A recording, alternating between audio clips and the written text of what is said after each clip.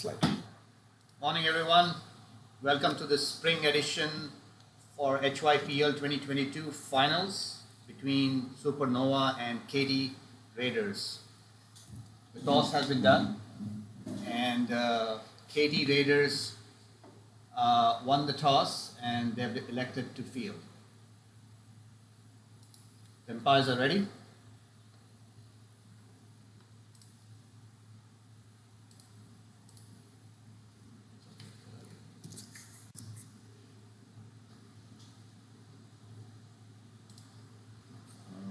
You're okay, right? You're okay. Umpires are ready to start the game.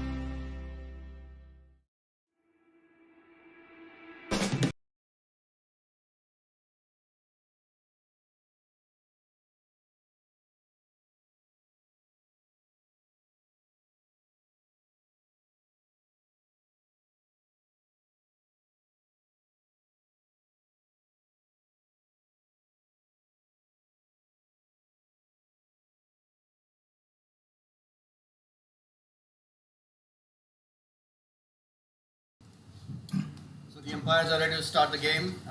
We will start the commentary as soon as the players are ready to start this game.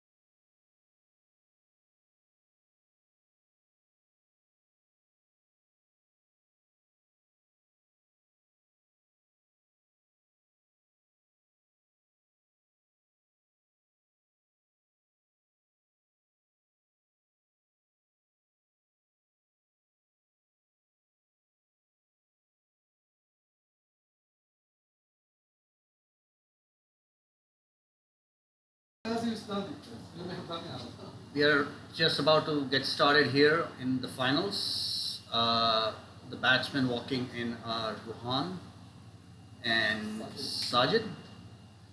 And by the looks of it, looks like the bowling proceeding will begin with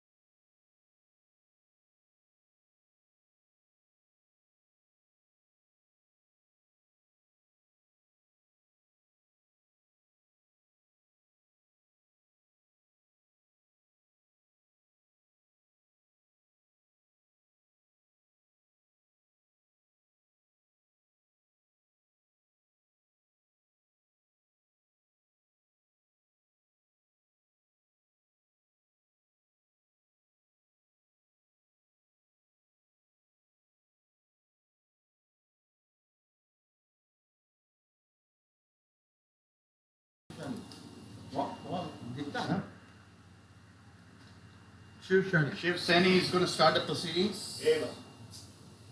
And to face Shiv Sani, you'll have Sajid, who's the left attacking left-handed batsman.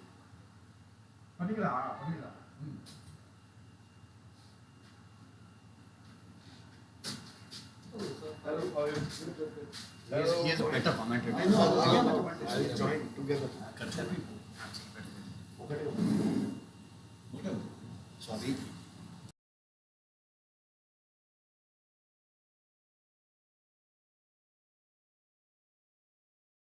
Abhi?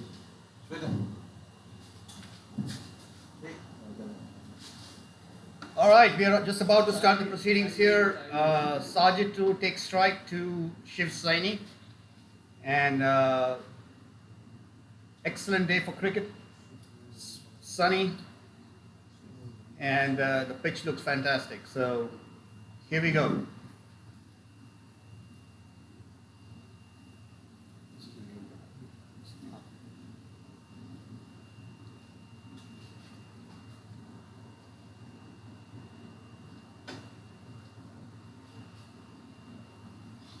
Nicely cut to the cover region by Sajid. No run, straight to the fielder.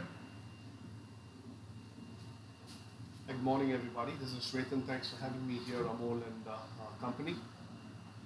It's an exciting final.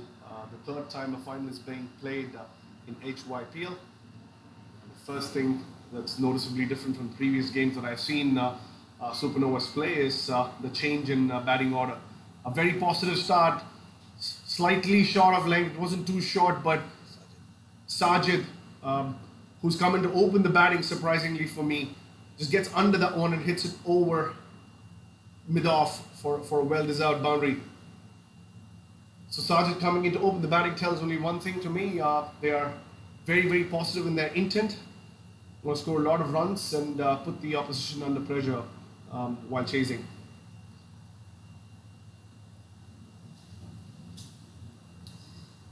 Yeah, if you recall, Sajid played a blinder of the innings in one of the league matches, if I'm not correct. If I'm not wrong, he scored about 50 runs on 18 balls, so extremely capable of taking advantage of the fielding restrictions in the first few overs.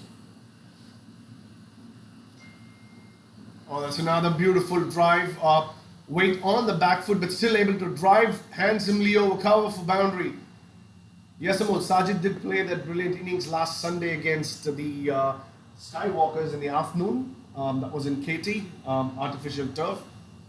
People were happy to get the wicket of Abhi Shikaram at that stage, and in came Sajid and started hitting like he was practicing for 2-3 hours somewhere. For the first 4 balls he faced were all boundaries. He hasn't started any different today. He's faced 3 balls and hit 2 boundaries already.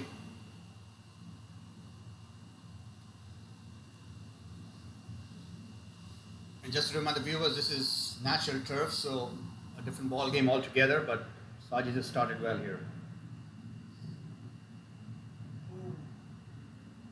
Ball down the leg side. Oh, looks like a dead ball. Not sure why. I do believe that it's because Sajid pulled out of the stroke in the last second. and the umpire kind of considered it not offering a stroke.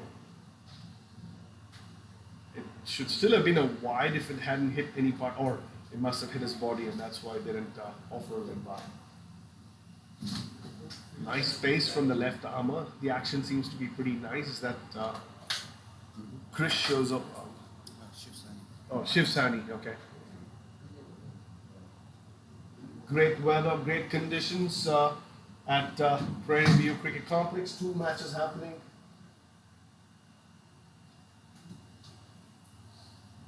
At the same time, to our right on the commentary box, we have the 3rd place playoff happening between the Skywalkers and the Challengers. Unfortunate that these teams missed out on the bus to the finals, but 2 amazing games. Very, very colorful. Orange and blue on one side, yellows on the other. Blue and yellow. Pointed. End of the over number 1, the score is 9 without the loss of any wicket. And that's a great start to the Supernovas. They have been playing some brilliant cricket right through this tournament. Lost just the 1 game yesterday, but have been absolutely brilliant. These 2 teams played in the afternoon yesterday. The Supernovas losing on that occasion, but they would be all raring to give it back and go home with a big, well-deserved cup and a lot of cash.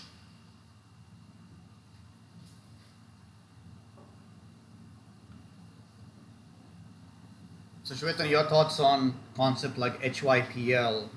Do you think this will be replicated around the country, or should it be replicated? And how do you guys see in your part of the world, what are you guys doing for the youth?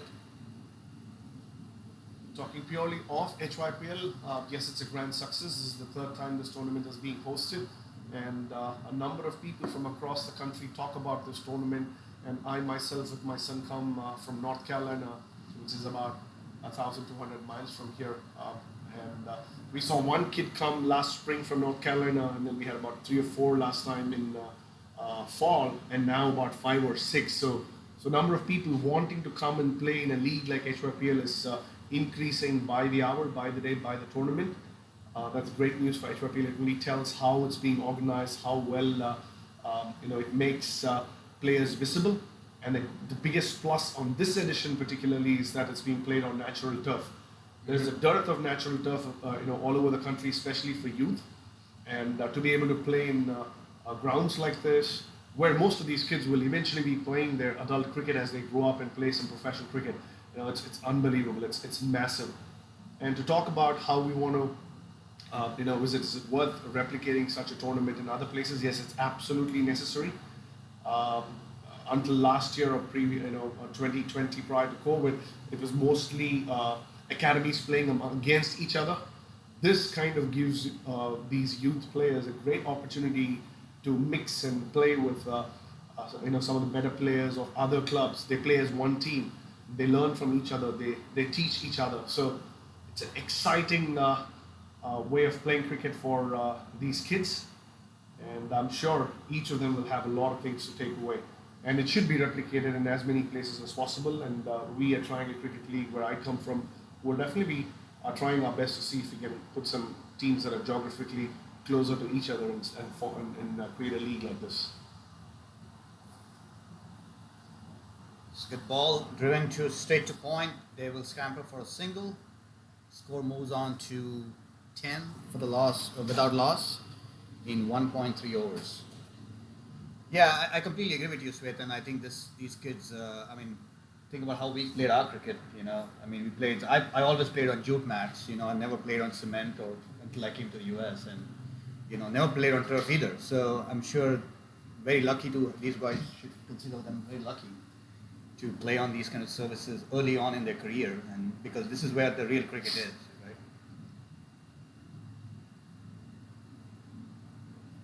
Absolutely, and to see the amount of people who are involved in coaching and the amount of support that these kids get from parents, It's absolutely mind-boggling. These kids are absolutely gifted, and hope all of them will make good use of the available resources and support, and try to make something out of the sport. It's been a rather sedative second over, just 2 runs coming of the first 4 balls. As I said, I'm still surprised to see that Abhi, Shikram, and Vasi are not opening the batting. It's a proven combination, but I'm sure the coach has his own plans. A lot of positive intent from Sajid continues, and Ruhan seems to be taking his time and settling down. Yeah, I guess the only explanation we can give is probably preserve that firepower towards the end or after 12 overs when scoring gets a little tougher with spinners coming online. Was he clearly an excellent player of the spinners, and so is Abhi.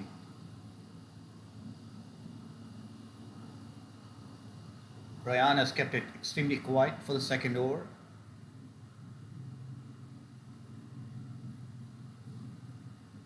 End of over number 2. Score is 12 without the loss of any wicket.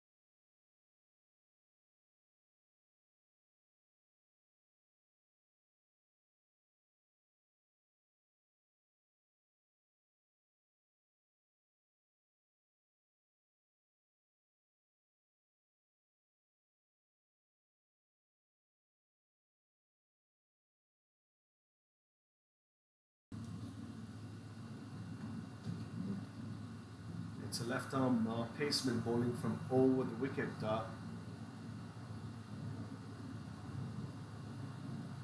only think that Sargent must have assumed or read it incorrectly and thought it was leaving him. It rather came back and struck him on his shin, rather. It was too full. And as Amol said, absolutely no hesitation from the umpire in putting his finger up. So the KD riders are cock-a-hoop. Yes, Abi has come in, but he has to get his eye in. And sometimes when you change your batting position, it doesn't matter, it might not work. I'm not cursing or saying that he will not come good, but my best wishes for him. But sometimes when you just strategically change, it can start playing tricks in their minds. Hopefully it doesn't for Abi.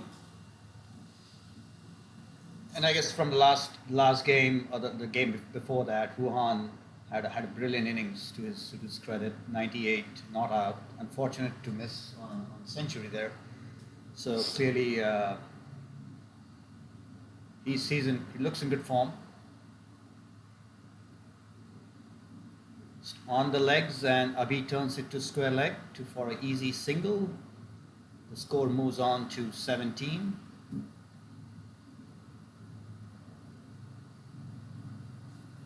Yeah, it's a problem of plenty, isn't it? It's a nice problem for the Supernovas to have at least 3 or 4 people putting their hand up at the top of the order and scoring runs and scoring them brilliantly. Rohan, Swar, Abi, Shikram, Wasi, well-known Wasi, and Sargent today. So, yeah, too many people and too many good players. I hope the Supernovas have got their options and choices correct today. First thing that went in their favor, I think, is the toss. Did the Supernovas win the toss Yes, and they elect did. that? They always put runs on the board in a big final, create a lot of pressure.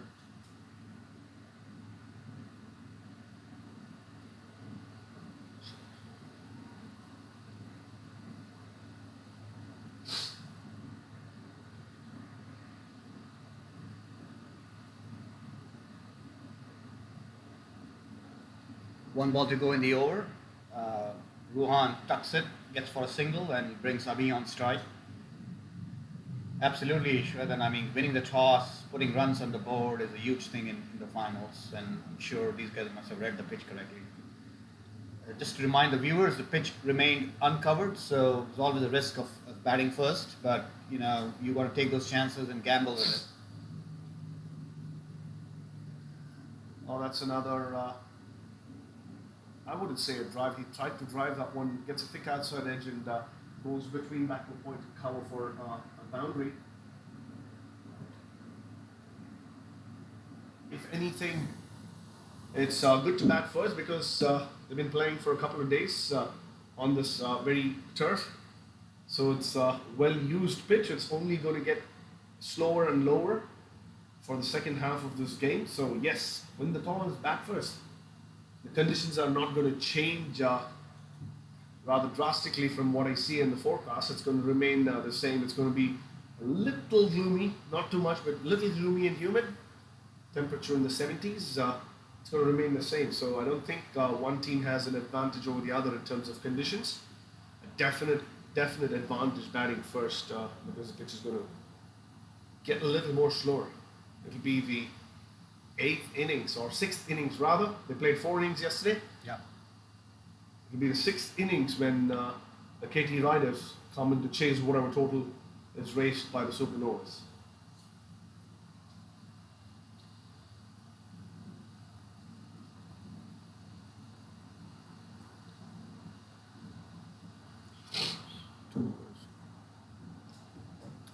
Score after the end of 3 overs is 23 for the loss of 1 wicket. Kushal is going to start the proceedings from the highway end, and to face him is going to be Ruhan. So, Shwetan, do you know much about this bowler Kushal? He's worked hard on his accuracy and fitness over the last few months, and has been bowling pretty consistently in the last couple of tournaments that he's played in. Started off well yesterday, bowled well in the last couple of games that he played last weekend as well. He didn't unfortunately play in the second game yesterday. He's a good left arm seamer who can bowl both the angles. He can take the ball away from right-hander and also can bring it back in. That one is rather straight. A single taken, nice length. He's worked very hard with a coach from South Africa. His name is Rob. He lives in North Carolina, a good associate of also Alvin Kalacher, and so he's worked pretty hard. And I'm glad he got picked in this team and has been also given a spot in the 11 for the finals. And he's bowling to some of the better players in the country at this age category. So it's a good challenge. If he starts off well, his confidence will improve and he'll definitely bowl a good spell.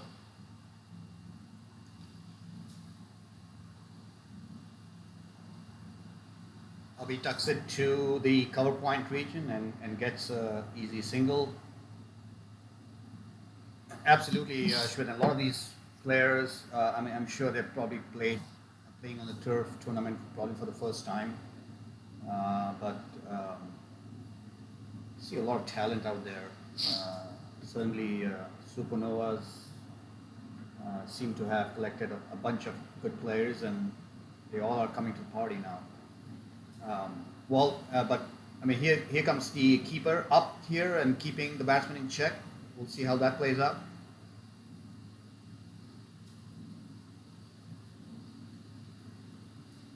Or half a chance? No, not necessarily an easy single taken. Kushal must be feeling a little sad that the keeper came up to the stumps. He must be thinking that he's bowling some decent pace, but is it Arya, the keeper? Yeah. So Arya, very good wicket keeper, very good cricketer. Scored massively in both the games last weekend. Missed out yesterday because of his commitments to the Adults League, I heard. And he's back, and he's back to hitting the wickets. Oh, that's a beautiful delivery again. He's consistent with his length, which is very, very nice to see. So, good job, Kushal, so far. Well, looks like there's a wicket down on the other side of the ground. So Harsh is out. We'll get an update on that here on the finals again. Kushal bowling to Abhi. Straight in the air, and Abhi's gone. That is a big, big wicket. I think the plan of getting the keeper up, preventing Abhi to leave his crease has worked. They wanted the fielder in the 30-yard circle, and getting the keeper up helps tremendously. Big blow for Supernova here. As Shwetan was saying, when you change sometimes your batting slot, batting position, you got to start mentally again. And so perhaps that played a bit of a part in that, but I think the keeper coming up was a huge deal here. Just kept Abhi stuck to the crease, and he just couldn't come out and clear the field. Yeah. Not conceding any boundaries with the first three balls and bowling within the power play definitely played in the mind of the batsman, and he wanted to go big, trying to get under that, unable to get hit the middle of the bat, hitting it straight to mid-off. A great wicket for the KT Riders. Abhishek's wicket is a big one, and to say that it was taken within a short span of having picked up Sarge's wicket, puts the KT Riders on top at this moment in this game. I think this is the difference between a 180 versus 150, unless Wasi can show what he can do. And Wasi is extremely capable batsman. I've seen him play some blind rough innings, adult as well as youth league, and I'm sure he has a target set in mind. And by the way, I didn't get a chance to look at the wicket, Shwetan, but what did you get a chance to take a look at the wicket?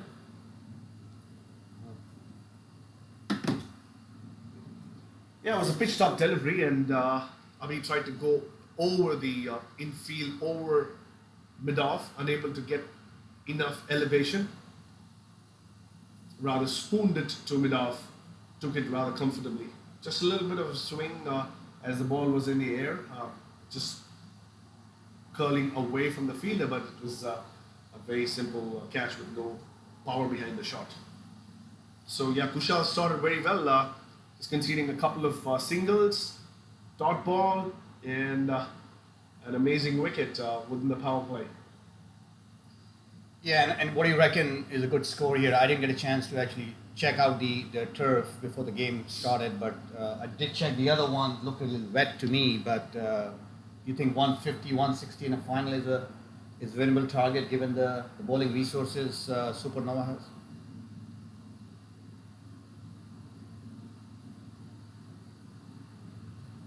Was there a chance of a run out there? Oh, there was probably a chance at the keeper's end. Very, very indecisive. Driven straight to mid-off. Took a shy at the bowler's end and missing the stumps. There's probably a better chance at the wicketkeeper's end. Sometimes it's very unfortunate that the fielders, always attempt to hit the stumps directly rather than trying to throw it back to the bowler or the wicketkeeper, allowing them to collect and take the bails off. A half a chance, or more than a half a chance for the KT Riders there, goes begging. They could have absolutely grabbed this game if they had taken this wicket, if they had managed this run out. So going back to your point, Amol, on the target, yes, I haven't seen the pitch either, but I think 150, 160 seems to be a very, very good score going by what's happened in the last couple of games that I saw in these grounds. So 150 in a final is definitely great score to have on board. I think the Supernovas will be targeting that, if not more. Yeah, I agree. In my mind, I had 150 target, and Wasi did seem to struggle there. And just to remind the viewers, he's been having some hamstring issues, and so clearly was not at his best getting to the crease. Fortunately for him, the ball missed the stumps. Otherwise, he would have been out by a couple of yards. Anyway, so coming back to the match, here comes Shiv Shaini. Straight to Wasi. Wasi tries to steer it to the point here. No run. Good fielding, good hustle by the fielder there.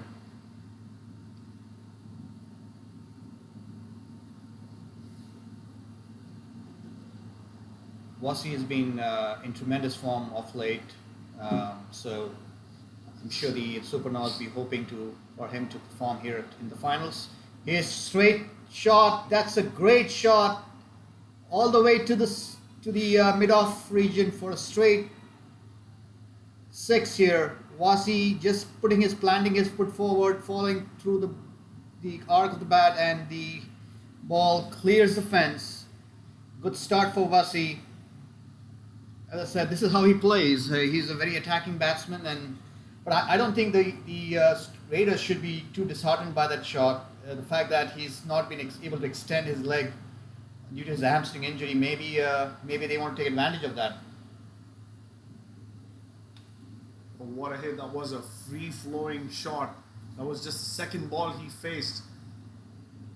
And he was able to hit right through the line and very, very close to hitting the side screen on the full. A brilliant shot to start with. Doesn't seem to be too worried about the fact that the team has lost a couple of wickets. Comes in and gets on with the business from ball two. And how frequently do you see two left-arm seam bowlers in operation from either ends? That too at a youth level. Just an observation, I hardly see left-arm seamers come and play the game in the youth level. Not too many, but to see two of them bowling from either ends is an extremely rare sight.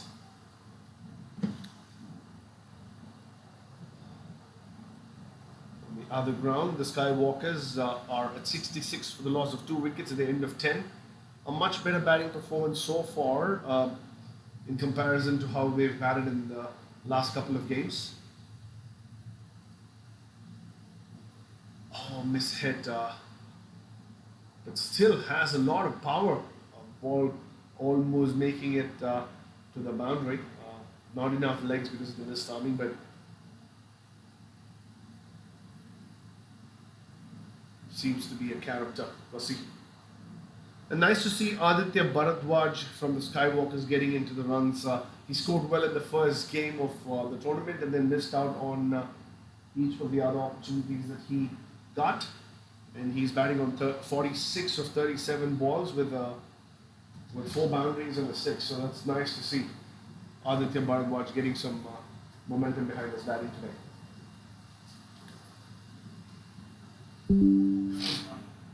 Here comes Shiv Saini to Wasi. It's a good ball. Missed the outside edge of the bat. Well collected by the keeper.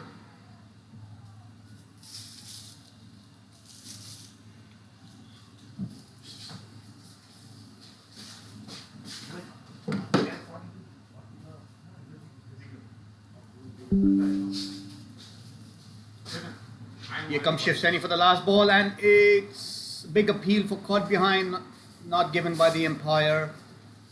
End of over number 5.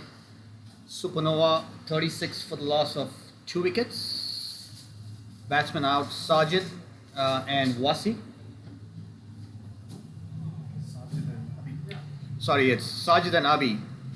Wasi still batting with Ruhan.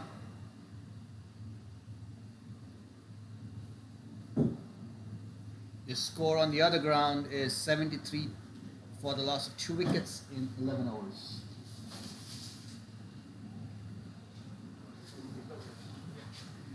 Change in bowling.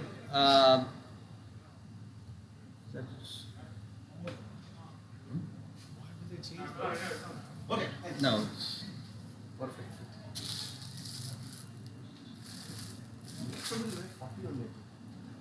You also will wear 40. 42 40. This is 40. 40. 40. Old. Is it correct? Perfect. I told you, I'm wearing 42. You should also be wearing 40 only. Actually, no change in bowling. Kushal still continuing with his second over. He had a fantastic first over, got the wicket of Abhi. Got rewarded with the second over here. Excellent bowling, wicket to wicket. Nothing much Ruhan could do with that. Tapping the ball straight to the fielder. No run.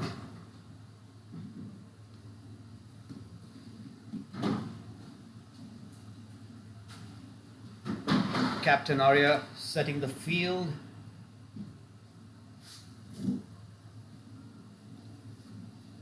Don't see anyone. Just a couple of fielder, just 2 fielder outside the 30 yard. It's a deep mid wicket and cover. Oh, straight shot hit the stumps. Luckily for Wasi was in the crease.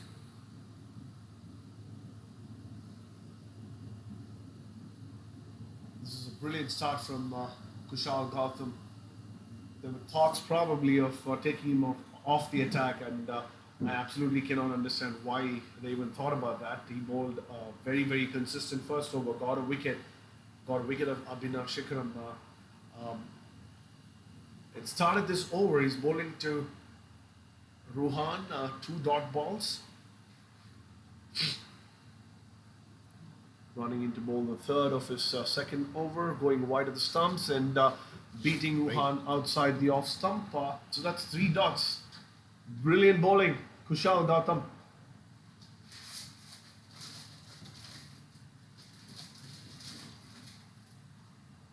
Yeah, and Shweta, I do agree with you. Seeing 2 left-arm pace bowlers working in tandem, extremely rare to see, especially in youth cricket. And we also had in this tournament a couple of left-arm leg spinners as well. I mean, that's pretty rare breed to find nowadays. Given a little bit of width and punched off the back foot, will not reach the fence. Yes, it does. Lot of timing behind that one. For once, Kushal, I wouldn't say it was a mistake. He was bowling straight and tried to take one slightly away from the right-hander, but Ruhan Swar was absolutely up to the task. Punched it beautifully for a boundary. It still has been a great over, just a runner ball so far. Couple of dots or a wicket will make it massive for the KT Riders. On the other hand, the Supernovas will be looking to score at least another boundary to make it an 8-run over or more. Yeah, for me, that was the shot of the match so far.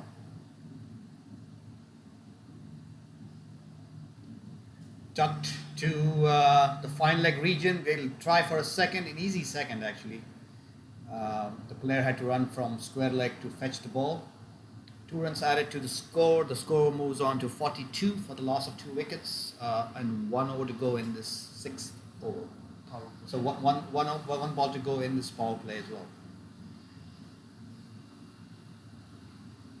So what looked like a supernova start at the end of the first over has rather become a very, very normal start. The KT Riders have pulled things back brilliantly. Oh, is that a wide or was it deflected off the bat? Is there a chance of a run out there? Arya Kanantha trying something acrobatic, but there wasn't much of a drama from the batsman. So at the end of the power play, as I was saying, the KT Riders have pulled things back rather nicely. The wickets of Abhi Shikaram and Sajid taken in the process. 43 at the end of 6 overs in a T20. They would have taken it if offered at the toss. So it really depends on how Wasi and the other batsmen in the team follow pursuit from here onwards. Will they get to 150, 160? We'll have to wait and see.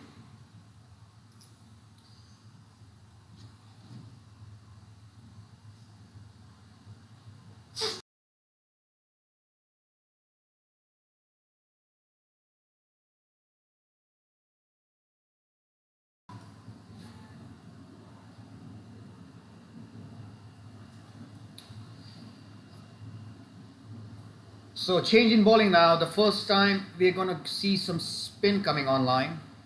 It'll be interesting to see how Ruhan and Wasi tackle spin. He was fantastic the other day against spin. So we got the new bowler is, I believe it's Adi or Adil. Sorry, excuse me. So Adil to bowl his leg spinners. To face him is going to be Ruhan. Ruhan is batting on 10 of 10 balls. So here goes Adil. Oh, excellent ball. First ball was great. And Wasi wanted a quick single, sent back in time. It'll be interesting to see this phase. Usually from over 7 onwards to 15 is when teams try to capitalize on the start they have. So we'll see how these guys go about their business of building from 43 for 2. Yeah, the first over of spin, as Amar rightly said, so it'll also tell us if the pitch has anything extra on offer for the spinners. It's going to stay low, it's going to turn, bounce, we don't know. We just saw a couple balls, both of them were full in length. Too much, another full toss there. Great shot, sweeper. Straight to the sweeper for a single. There is protection, but until Adil starts bowling at length, it's going to be difficult for anybody to say how the pitch is going to behave for the spinner. I'm sure leg spinners take their own time to settle down. Talking of leg spin, what a tragedy. The loss of Shane Warne, nobody expected. A huge loss for cricketing world. That one slowed a little bit after pitching. It didn't come out of the bat. Hit in the air, luckily in no man's land for just a single. But yeah, the first ball he pitched at length or slightly backward of length, it's stayed a little low and did not come through well enough for the batsman. A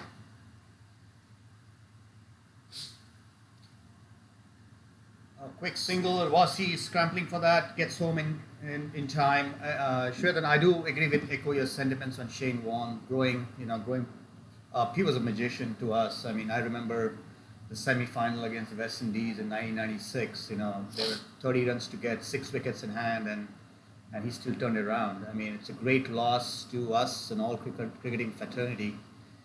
And I always tell, oh, that's a good edge, very thick edge going down, third man area. Wasi will get a easy 2 here. But excellent bowling. He's been beating the edge of the bat consistently here, Adil, pitching in the right areas. And so, anyways, Shane Warne has been a great loss. I always tell everyone that he was probably the best cricketing minds that we had, and the captain who never captained Australia in Test matches. Absolutely. Not just the 96 semi-final, also the 1999 semi-final against South Africa. The way he came in and bowled against the mighty South Africans was unbelievable. He just spun the ball crazy, got some important wickets after the South Africans have had a brilliant start to the chase. These are just limited overs cricket that we're talking about. Talking about is Test cricket. We can talk for years together. 700 plus wickets as Alan Border, who was the first captain under which Shane Warne played in Test cricket, rightfully said last night that he should be considered the Don Bradman of leg spin bowling. Too many young leg spinners in action in this Houston Youth Premier League. I'm sure they would have all been saddened by the loss of Shane Warne. They would all go back and look at a lot of his performances and learn from there. Again, another leg spinner from the other end. Oh, this is a left arm spinner rather. It's just gotten too quickly into action, me. So second over of spin. The momentum has been sucked back. The Supernovas are slowing down. Yeah, and I expected spin is going to play a big part here. Excellent bowling by Sean, straight to the fielder, no chance of a run. I think the over 7 to 15 is going to set the tone for the innings here. They can score about 6 to 7 runs an over and knock it over, and then perhaps towards the end some of the guys can come in and start whacking the ball and getting some runs. So driven straight to long off, easy single. Excellent bowling so far. As I said, left arm spinners have been a rare breed. We only have 2 or 3 in this whole tournament. One playing in the finals, Sean, and then the other Anshay is playing on the other match there. Great shot by Wasi. He's going to get a single for that, trying for a second, but no chance for the second. Score moves on to 50 for the loss of 2 wickets. 2 balls to go in this over. Yeah, I definitely agree with you. The momentum seems to be completely sucked out of this innings here. They need to start getting some targets in mind, and very good ball, fired it in. Luckily for Ruhan, he could get the bat in time for a single on leg side. And news from the other ground, where the third place playoff is happening between Skywalkers and the Challengers. The Skywalkers have marched on pretty smartly. Oh, that's a brilliant catch here. Wasi's out. Wasi holding out in the deep mid-wicket area. Some good bowling, spin bowling from both ends. No runs being taken. Wasi had to go for it and was beautifully taken at deep mid-wicket. Sometimes the catching sets the tone of the result, and these guys have been catching pretty well. They haven't dropped a chance until now. So the KT Riders, after having slowed down proceedings, have also been successful in getting the mighty wicket of Wasi. So the Supernovas should be chinned down at this point, unless somebody puts their hand up and starts scoring runs in a rather quick fashion. So again, Skywalker's 89 for the loss of 2 wickets in 12.2. 95. 86. Amol just corrects me that the the scoreboard is not updated. A 6 has been hit. Aditya Bharadwaj is 65 or 47 balls. So that's a great start for the Skywalkers.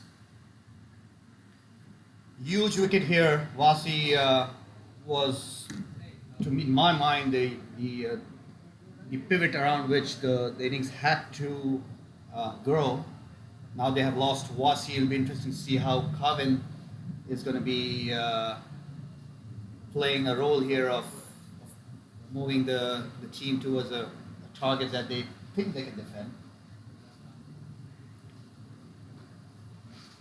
And that was a wicket on the last ball. So after end of 8 overs, 51 for the loss of 3 wickets.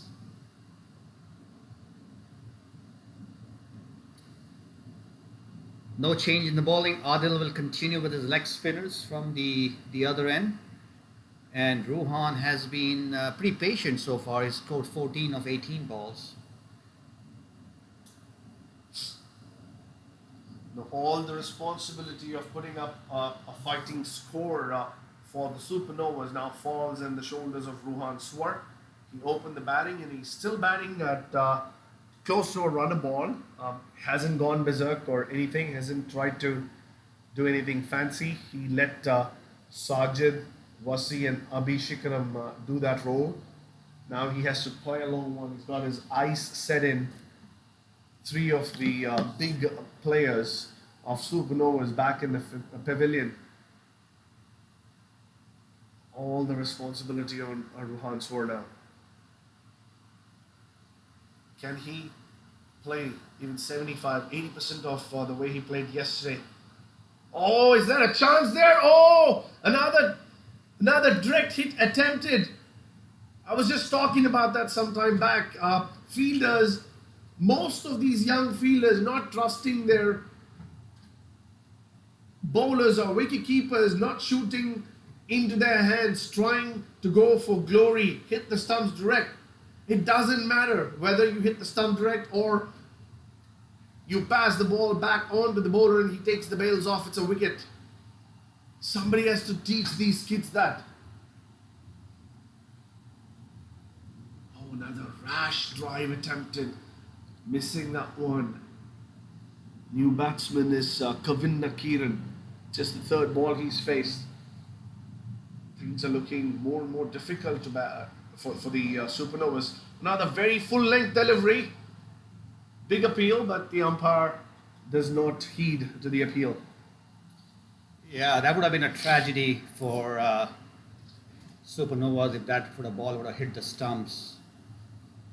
Excellent bowling by the leg spinner here, Adil. He's kept the batsman. Very good over. Believe it's a maiden over here. Score after the over number 9, 52 for the loss of 3 wickets. You just can't afford a maiden in a T20 final. That's a huge accomplishment by Adil. He's bowled 2 overs for 6 runs, and the spinners. Shwetan have really pulled back here, and not only they've pulled back, they've actually taken key wicket here. Absolutely, and the wickets of Wasi and Abi have pulled things back in favor of the KT Riders in this game. New batsmen, it's never going to be easy for them to get set and score runs quickly. I think the approach should be to start tucking the ball away for singles, get 5 to 6 runs per over, take the odd boundaries and keep the run rate at 6 or 7 per over, and then see what you can do in the last few overs. That's a beautiful drive, wide of mid-off, opportunity for a second, a very good throw. Oh, a direct hit would have had him. It's never going to be easy to hit direct from that far, but a very nice throw. I would assume it's Shiv Shani from the long off region. So this is what I meant, 2 runs of the very first ball, get another 4 or 5 singles of the next next 5 balls, and you already have 7 off the over. Just do that for the next 6 or 7 overs. Yeah, I mean, from 54 for 3 in 10th over here, they ought to start putting some targets in mind. Can they get to 80, 85 by 14, 15 overs and then launch for the last five? Um, I think it's time to recalibrate the target here that we had in mind. I guess at least what we thought would be a good target to defend. Remember, Supernovas also have really good spinners in our camp, so putting runs on the board is always valuable. I guess if the spinners bowl well, it'll be tough to even chase 130, 140s. But at this point of time, we think Supernova are behind the 8 ball here. Absolutely. Ruhan Swar, in my mind, is the key at this point. A brilliant effort by the bowler, giving it everything that he had, diving to his left and trying to stop that single. Couldn't do that. Wasn't successful, but for a viewer, that was brilliant. It's the effort that matters. Sometimes you put in the effort, the outcome might not go in your favor, but the effort tells you something about the character of the player.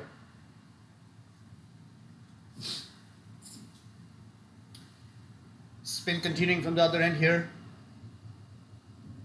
I'll tell you, this spinner is extremely impressive here.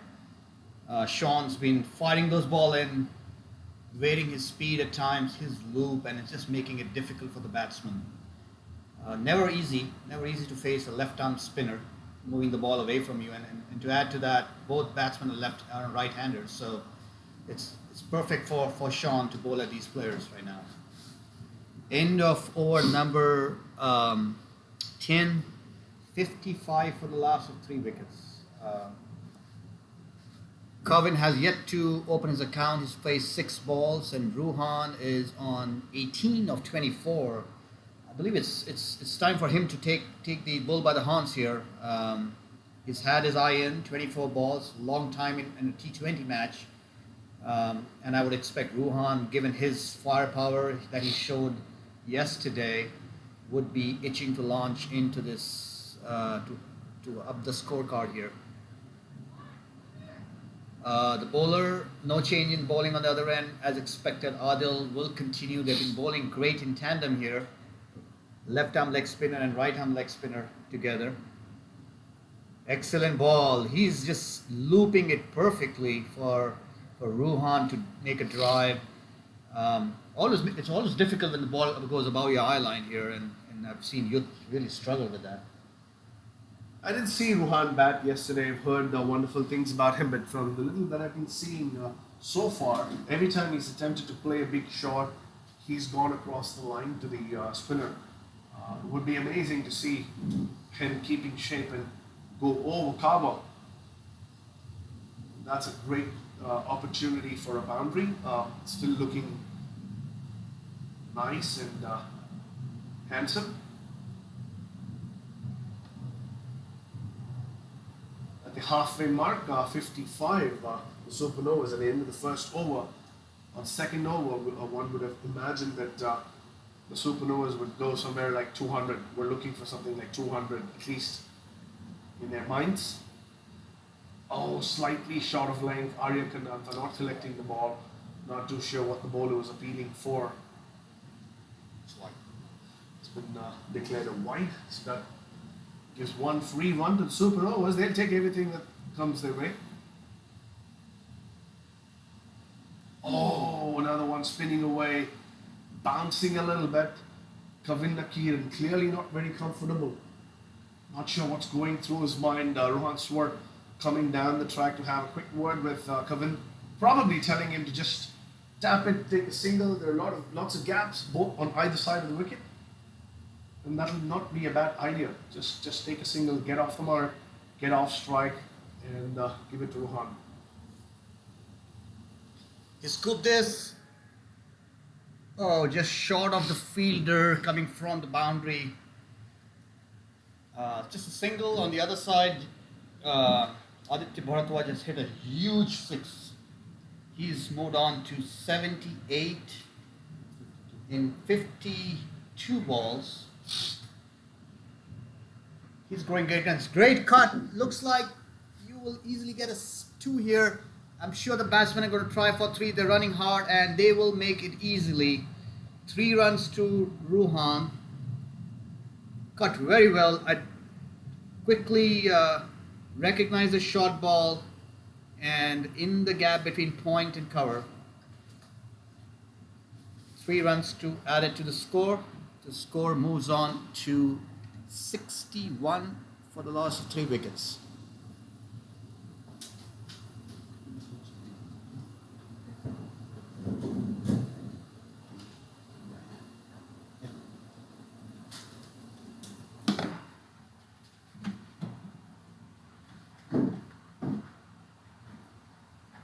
So Sky Walkers from behind us must be kicking themselves. Aditya Bharadwaj playing brilliantly today.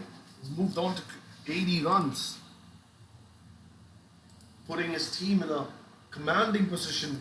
115 for the loss of just 2 wickets in 14.2 overs.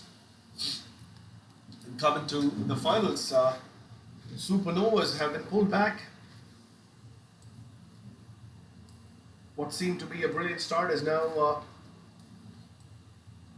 looking a little subdued. At the commentary box now, we have Coach Latif, who's joining us, brother of the famous Rashid Latif, the wicketkeeper sensation from Pakistan.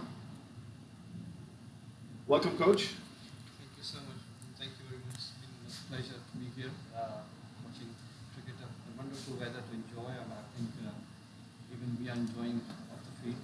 And I hope kids are enjoying also this good cricket games going on. And I think, as you just said, Supernovas have been pulled back quite nicely by KT Raiders. So the way they started, things were looking pretty ominous. Now I think KT Raiders have done a fantastic job. They have pulled it back, and again, it's the spinners who are really doing their job, sticking to the line and length, bowling to the field, and making runs scoring a bit difficult.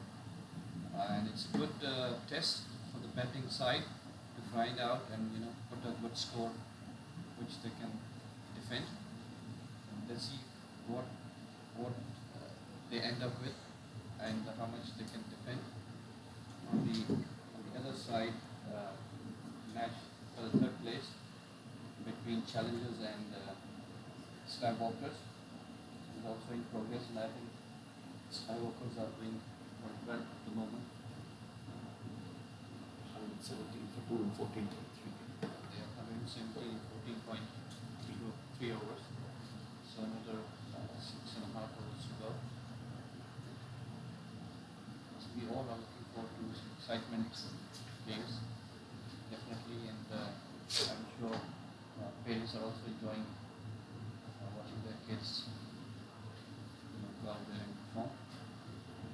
So Coach Latif, it's a great opportunity for us to ask you a couple of questions in the interest of regaining some knowledge and the viewers as well. So how do you think the youth cricket has been progressing in the last few years in the United States, and how do you also compare this with the setup of cricket in countries like India, Pakistan, and some of the better cricketing nations? I think in US cricket is coming up. HYPL is playing a very vital role in providing a good platform to these cricketers, young budding cricketers, to come and perform and deliver. As you know, in countries like India, Pakistan, or maybe England, Australia, they have a pretty robust structure in place.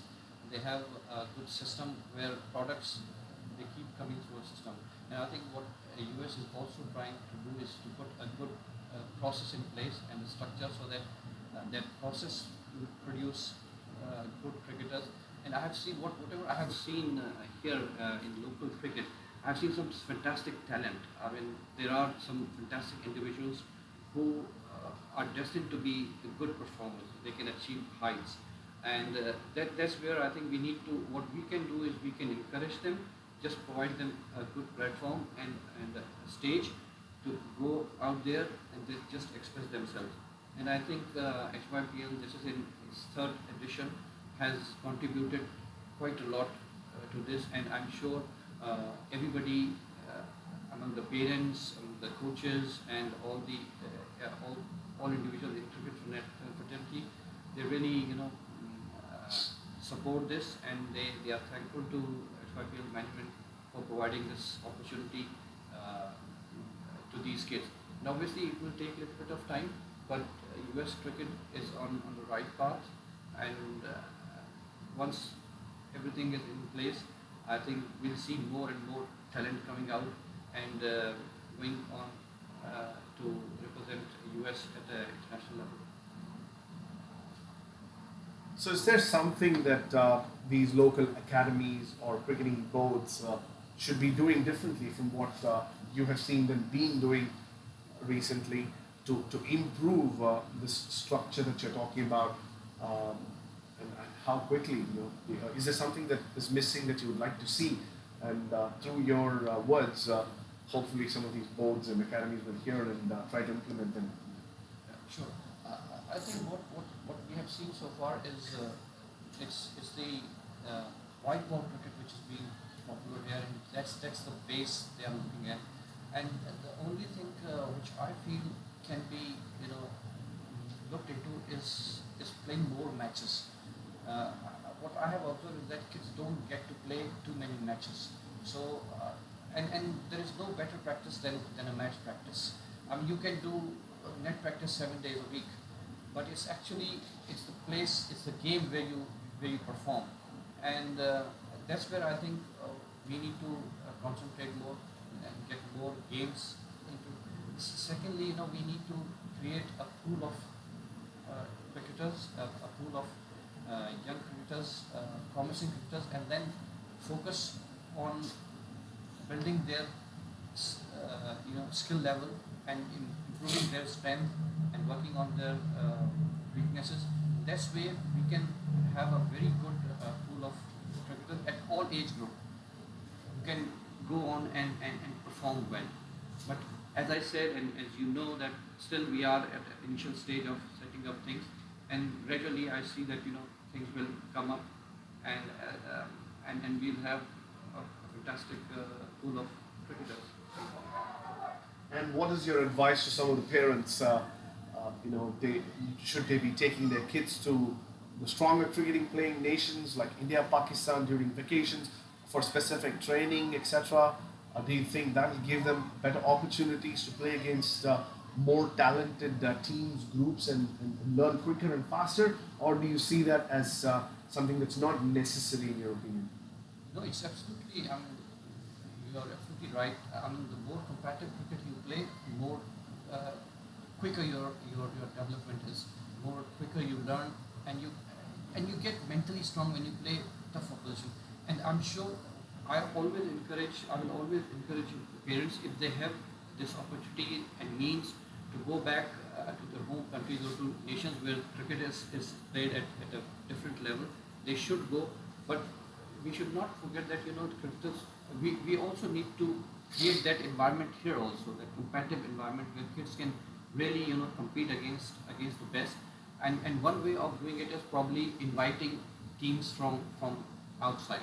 That could be one of the things where you become a host, you host cricket teams from outside and let our local players play against them so they learn. And similarly, I think one more experiment what we should do is take a team and we go out. Either we start doing interstate or intra-state, and then we go out of the country and we take a team in summer, let's say to England or to West Indies for 2 weeks and then play games there. That will not only give an experience of cricket, but it as an individual, kids they will develop the experience of traveling as a team, experience of playing under different conditions, playing against different opposition. That adds to their development, because we are not only looking to develop their cricketing skills. These are young cricketers. They need to be developed from all aspects so that they can become a good individuals and strong individuals as they go on. Well, that's a great insight. I'm aware of a few academies and leagues which actually gather a bunch of talented cricketers from across the country, or at least through their known sources, and then they take them to the West Indies. I remember a few teams going to Jamaica, Guyana, and also to India a couple of years ago. But bringing a team from those countries over to here is a great suggestion. Maybe some academies listening to this will start pursuing such tournaments. So I can only imagine how nice it would be to have a team from, say, India or Pakistan come over and play in these conditions. It will be a nice exposure for those people to come to the US and play some cricket, and also a great checkpoint for some of our talented cricketers to see where they stand against those cricketers. Same age group, similar age group, but there could be a big difference, and keep these cricketers under check. Yeah, absolutely. And Shwetan, it's not only cricket is not only about playing cricket of skill. There are different aspects to this game. It's such a wonderful game. When you play against professional teams or tough teams, you pick up a lot of mannerism. The protocols of how this game is played. There's a mannerism how a good professional cricketer carries himself, and this is what you pick from the.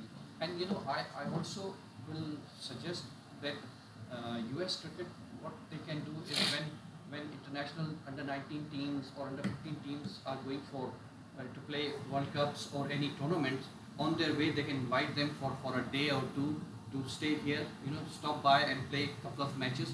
That will give local players an exposure to and playing against international teams. Like recently, under 19 World Cup was being held. So, if US cricket can, request some teams and invite them to stop over for a day or two, maybe 3 days, and play a couple of matches with the local team, that experience will always, help local cricketers playing against a team. Let's say if a team is stopping by on their way after playing a World Cup, under 19 World Cup or under 15 World Cup, just imagine the feeling of local player playing against that team. Yeah, it was such a shame last year for the US under 19 team. It got picked, and they were denied of an opportunity to try and make it to the under 19 World Cup because of the system. Eventually, the team that got picked did not get to play a single international game. All those kids who got picked for the under 19 team were so happy that they got an opportunity to represent their country, but it never happened. Some of them will no longer be a part of the under 19 setup come the next World Cup. So it was rather a shame. It would have been a nice opportunity, as you said, for the cricket board to have invited, maybe if not some of the better teams, some other teams like Zimbabwe, Canada, or somebody to come and play a few games. That would also give the US under 19 team the players to say, hey, I represented my country in at least one international game, and that's a big certificate to have. Absolutely. I mean, in the end, all these cricketers, they all are striving to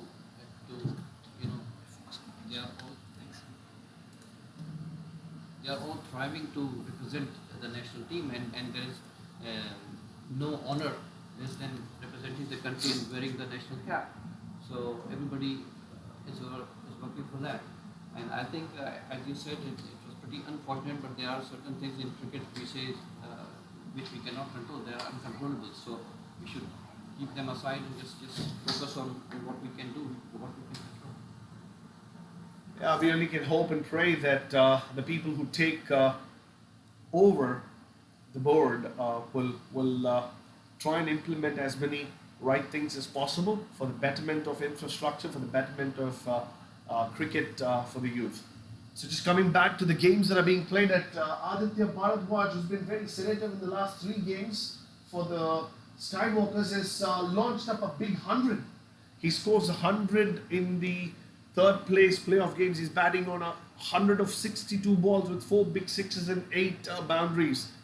So the third place playoff game is right now very much in favor of the Skywalkers. They have scored 144 at the end of 16.4 overs, and focusing our attention a little bit towards the finals, the all-important finals. The Supernovas are recovering.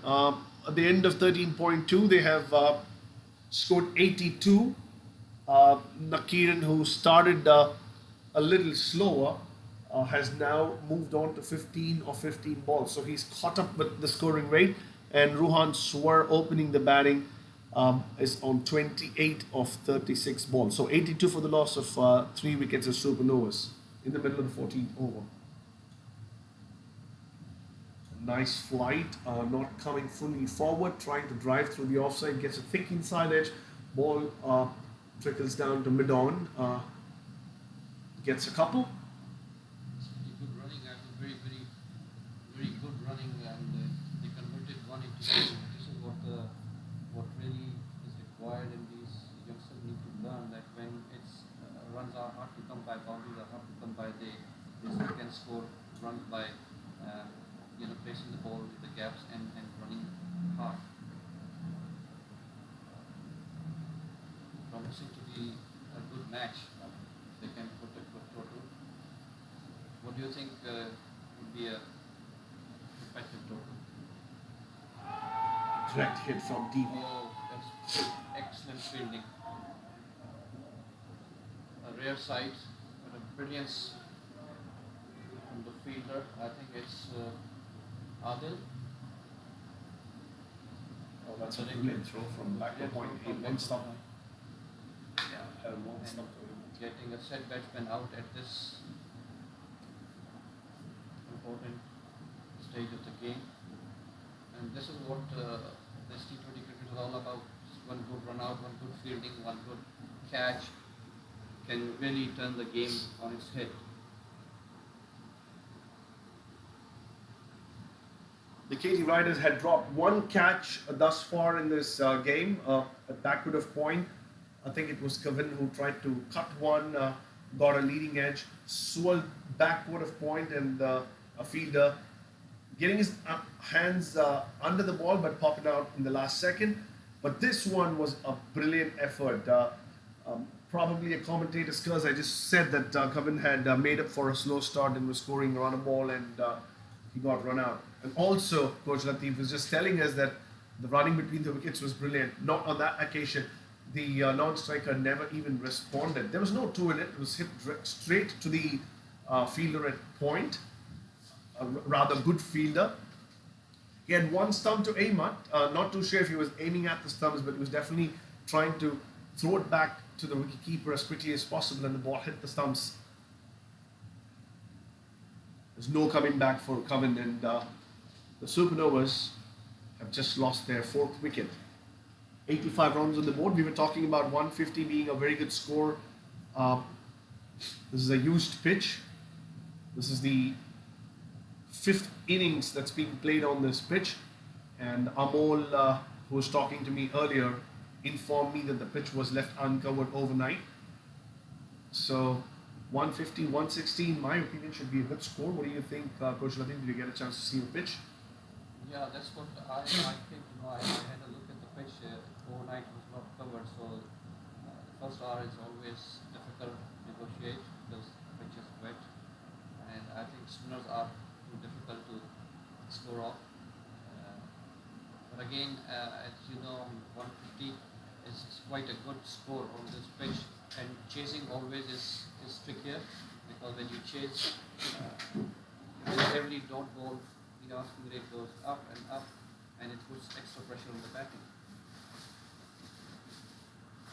Absolutely, and it's the final.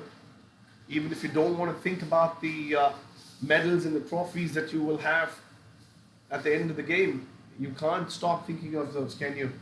The pressure just keeps adding up. So the KT Riders have done well so far to keep the Supernovas at 85, given the batting power that the Supernovas had at toss time. They would have been happy to keep Supernovas at 150. If they bowl well from here onwards, as they've been bowling in the last 6-7 overs, they should be able to keep them under 150, in my opinion. Especially if they can get the wicket of Rohan Swart.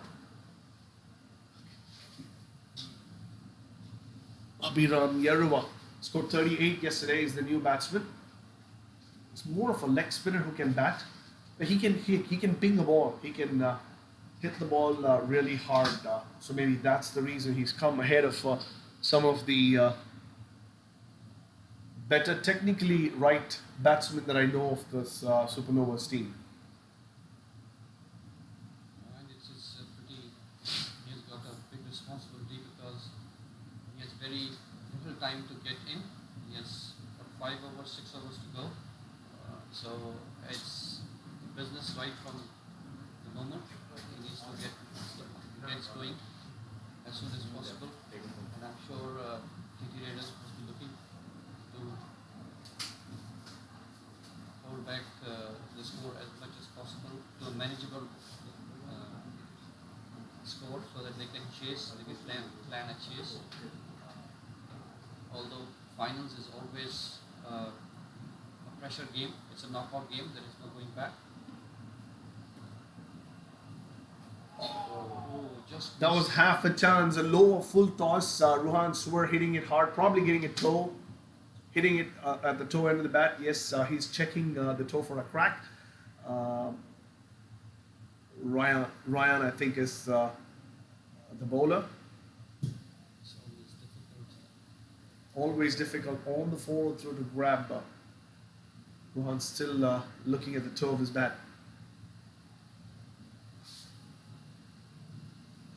So another quick question, Coach Latif, going back to the cricketing infrastructure. Do you or would you rather like to see these kids play more 2-3 days cricket if possible, or given the fact that there is no possibility of these kids playing at the high level, at the highest level, any test cricket or even 2-3 days cricket, they should just focus on playing T20s and 50 overs cricket?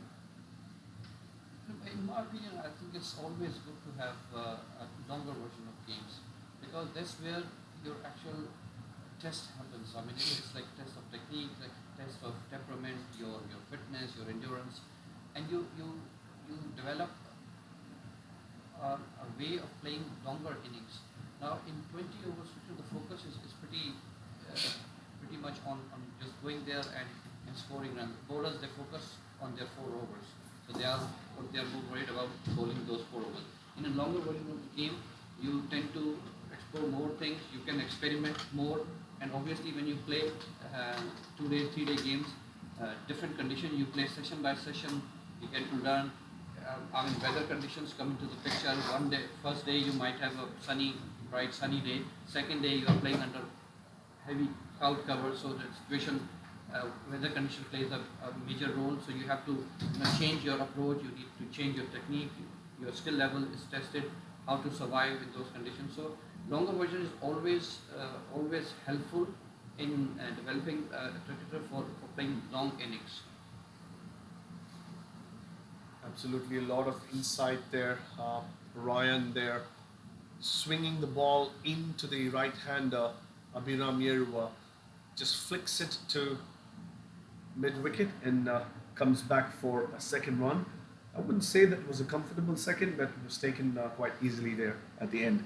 So the Supernovas with 5 overs to go are at 90 for the loss of 4 wickets. Ruhan Swar, will he be able to up the ante and put a big score on the board? 5 overs will tell us the story. Just a quick look back at the third place playoff. The Skywalkers are at 166. They just lost their captain for 39 of 23. Also had a pretty ordinary tournament so far, Aryan Satish, for all that we know of him and his abilities. Making a better case of the opportunity that he got today, scoring 39. A very, very good support for Aditya Bharadwaj, who scored 100. So 166 with a couple of overs to go. The Skywalkers would be looking at something around 190, especially with Bharadwaj still at the crease. It's really commendable when young cricketers, they score 100 in a short version of the game. It shows that, they are keen, they know what they are doing, how to pace their innings and what shots to play and what are the scoring options they can get.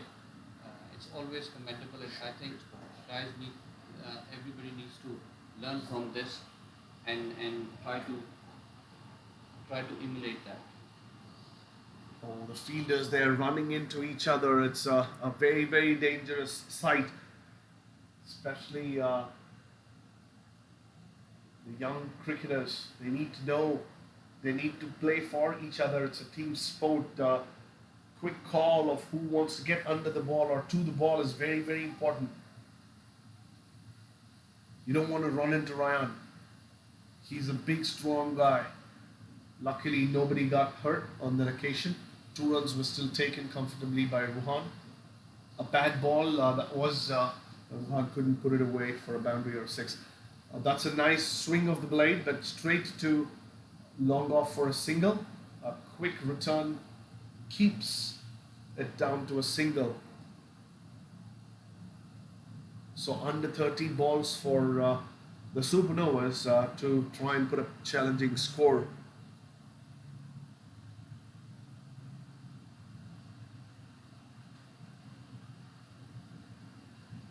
Aditya Bharadwaj holding out in the lead after a brilliant 100. A nice catch taken by the fielder at deep mid wicket. Not too sure from here who the fielder was. It was a nice catch. And a boundary hit by Ruhan Swar. So Ruhan moves on to 36. Supernova is very close to 100. Going past 100 will give them a psychological advantage. And then they'll probably try to score another 40 runs in the next 4 overs if they have wickets in hand. Not too sure if they have any firepower.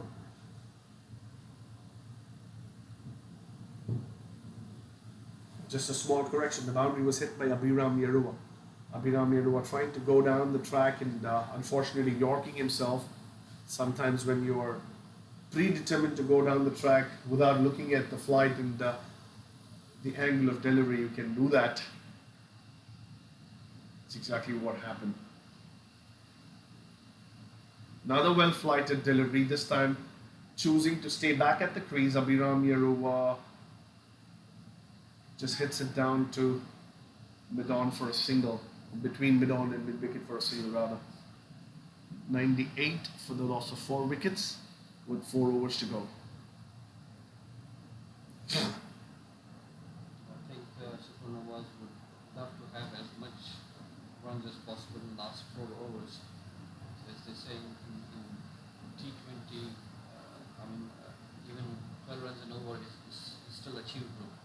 So I think the responsibility more on one because he's been there for long, almost the entire inning, and must be in a good position to just up the ante and get some quick runs in the last 4 overs to give a respectability to the total and give their bowler a chance to defend the score. Yeah, Ruhan for opening the batting in this all-important finals of HYPL Spring Edition 2022. Still holding fort. He's playing at 36 with 3 overs to go. Rather, 4 overs to go. And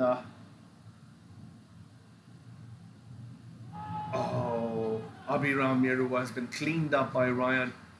Not too sure what he was trying to do there. He was trying to go down the track for the baseman, losing a little bit of shape. Eventually the ball coming and hitting the stumps.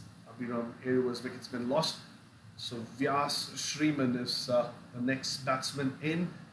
And he's quite a capable batsman. He opens the batting in the under 13, under 14 level, a young cricketer. Very good one, solid technique. He should be giving a lot of support. He should be rotating strike from ball 1 and letting it. Very nice slower ball. I think Ryan totally deceived the batsman with his change of pace, and Abhiram was trying to force the ball but couldn't get any contact and lost his wicket. So I think it's KT Raiders have really done well to pull things back. They have, all importantly, every loss of wicket is a dot ball also, which is very important in T20 cricket.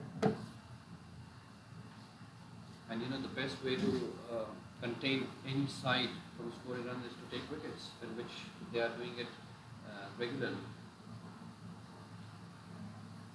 It's becoming more and more evident that Ruhan Swar is the key for Supernovas, with wickets falling at regular intervals on the other side. That's a nice drive by Vyas, straight to cover. Nothing too extraordinary, but he does the job of getting off the strike of the very first ball that he faced and giving strike to Ruhan. Ruhan would be wanting to score big in the last few overs, and it's a great achievement if he can top score, give some runs for his bowlers to defend, and end up being man of the match. That's what must be going on in his mind right now. But the KD Riders haven't made anything easier for any of the Supernovas batsmen. Oh, that's a big hit.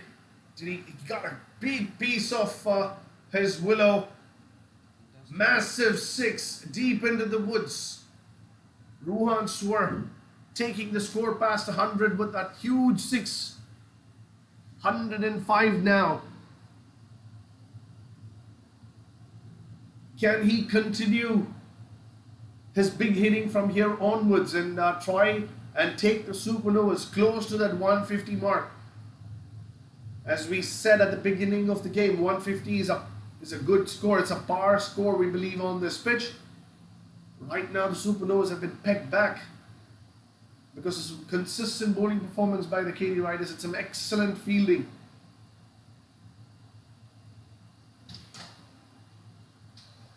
Little over 3 overs to go. Ryan comes in. Another slower delivery. Hits it up in the air. Doesn't get distance. Has been caught within the 30-yard circle there. The man the Supernovas were hoping to score big and take them past 150 has been sent back to the pavilion. Walks back very, very disappointed. 6 down Supernovas. The KT Riders absolutely on top at this stage. Absolutely right. This over from Rayan has really dented all the hopes of Supernova putting up a big score. And from here it will take a really humongous effort from somebody to play a quick fire inning straight away and give respectability to the Dr. Rayan has bowled a fantastic over, I think, and he has really given KD Raiders a outright chance of containing Supernovas below 120. All the power hitters, the big hitting batsmen back in the hut for the Supernovas.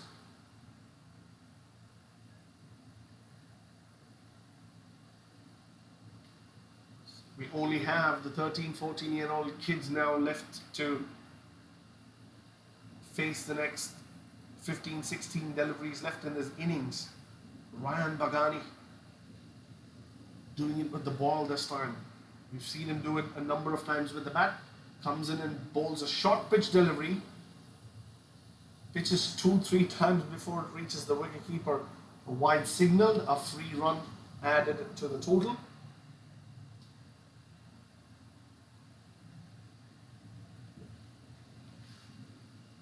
On the other hand, the Skywalkers have finished their quota of 20 overs batting. They batted rather well.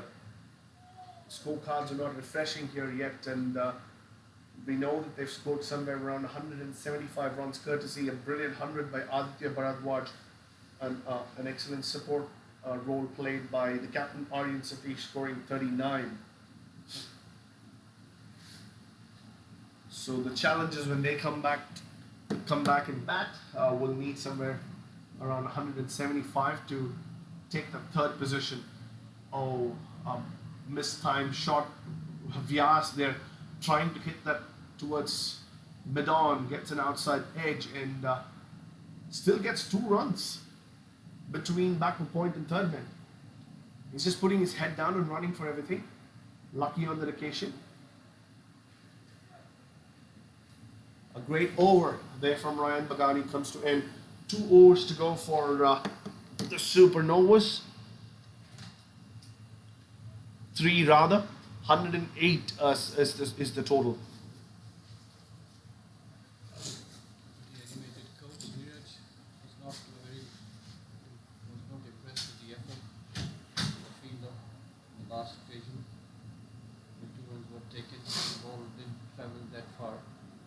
So all important last 2 overs for both the teams. I'm sure Spooner would love to have some big hits being played and put score on the board.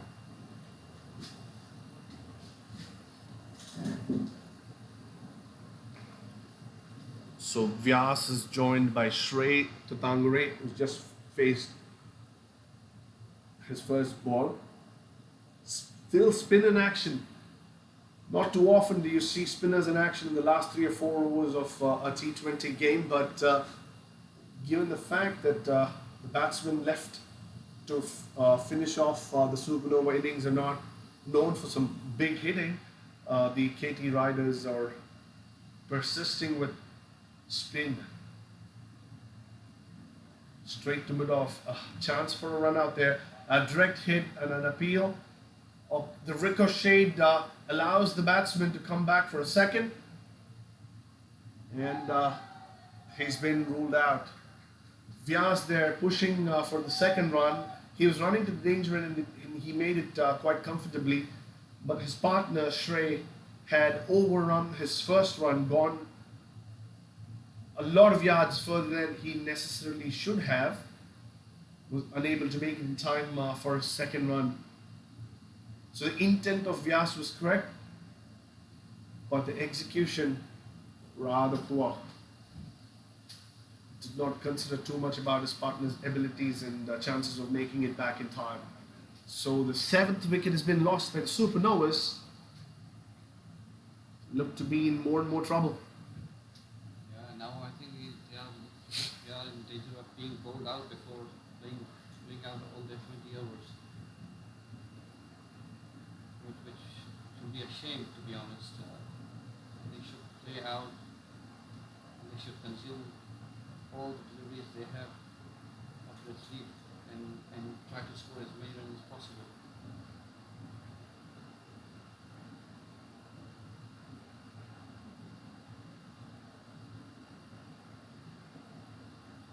And Rahul is doing a good job by bowling the penultimate over and bowling it so tightly, not giving away anything. No loose ball at this stage of the game. The batsmen are looking to play big shots. So the new batsman is Aaron Connolly. Gets off the mark of the first ball. He's known more of a bowler who can bat low down the order. So the Supernova is not having any firepower to finish and take any momentum into the innings. Vyas there trying to play a slot sweep, couldn't get under the ball, ends up driving it to mid-on with a flat bat, gets a single. He's somebody who will try hard, gives it his everything. Spin in action, well flighted delivery. Aaron Connolly trying to drive that one and gets beaten. A dot ball. It's goal dust in the 18th over.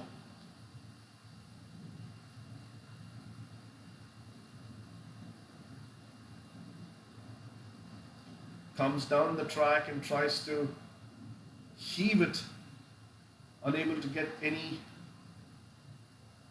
connection. Just taps it back to the bowler who stops it with a dive. Another dot ball.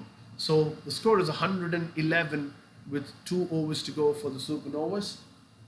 KT Riders sitting pretty at this stage of the game.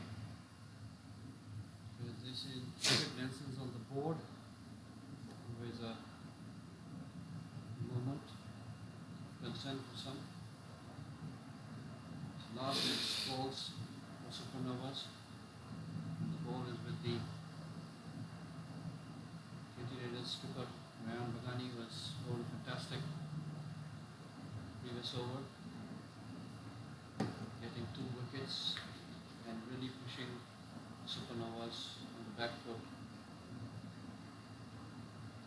sure, Supernova will not be happy after winning the toss and electing to bat. They would have ideally wanted to put more in on the board.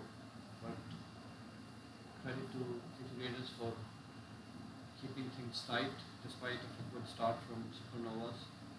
They kept their cool, they kept their head, and really came back pretty well. Yeah, I could see the contingent here from the commentary box. The Supernovas have their chin down. The owners seem to be a little low right there, and the coaches are just going through the motions at the stage. A good drive there, in the air, but straight to the man in mid-off, getting a single is Vyas. So Connolly comes back on strike. But if I were a part of the Supernovas, I would just tell my players that hey, we have a score on board. Could be anything, it could be 120, 125, 120 still a runner ball.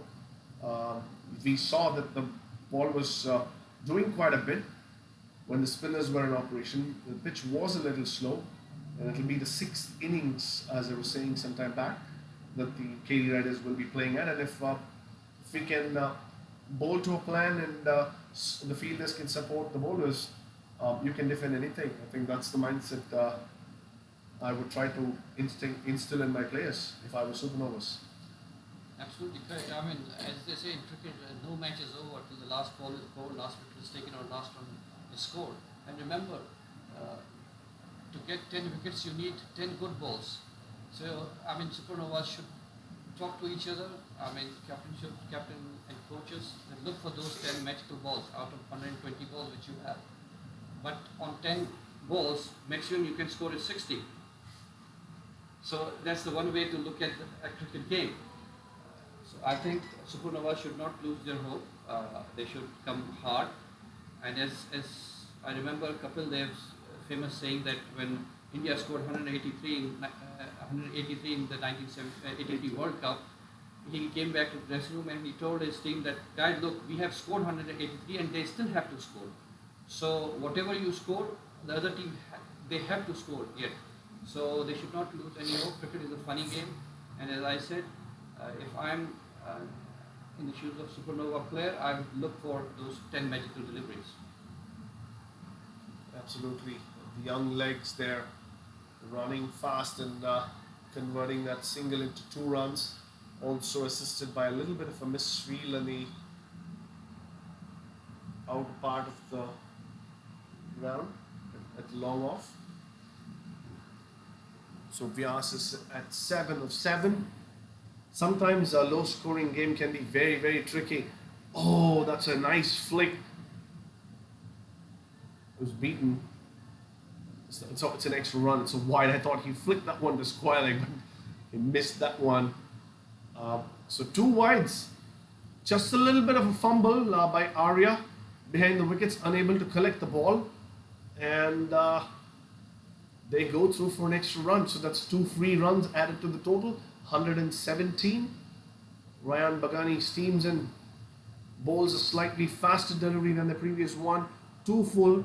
Again a fumble. Vyas tries to make use of that opportunity, dives desperately and adds an extra run to the total. Sometimes it's these kind of runs that this just keeps the scoreboard ticking. It was a great over, but 8-9 runs were scored and they would take it. They are 119 with 1 over to go. Spirited effort running between the wickets by these young legs, Vyas and Aaron.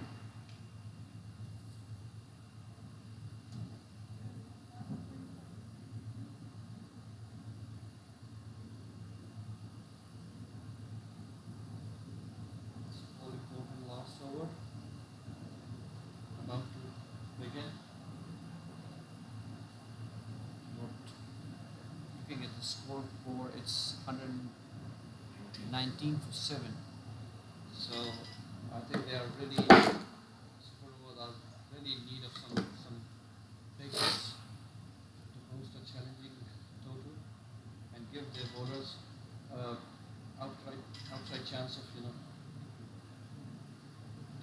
this score and put some pressure. I think some early wickets will be key in this game, and we need to see how KT Raider approaches and plan their chase, and how they play the power play.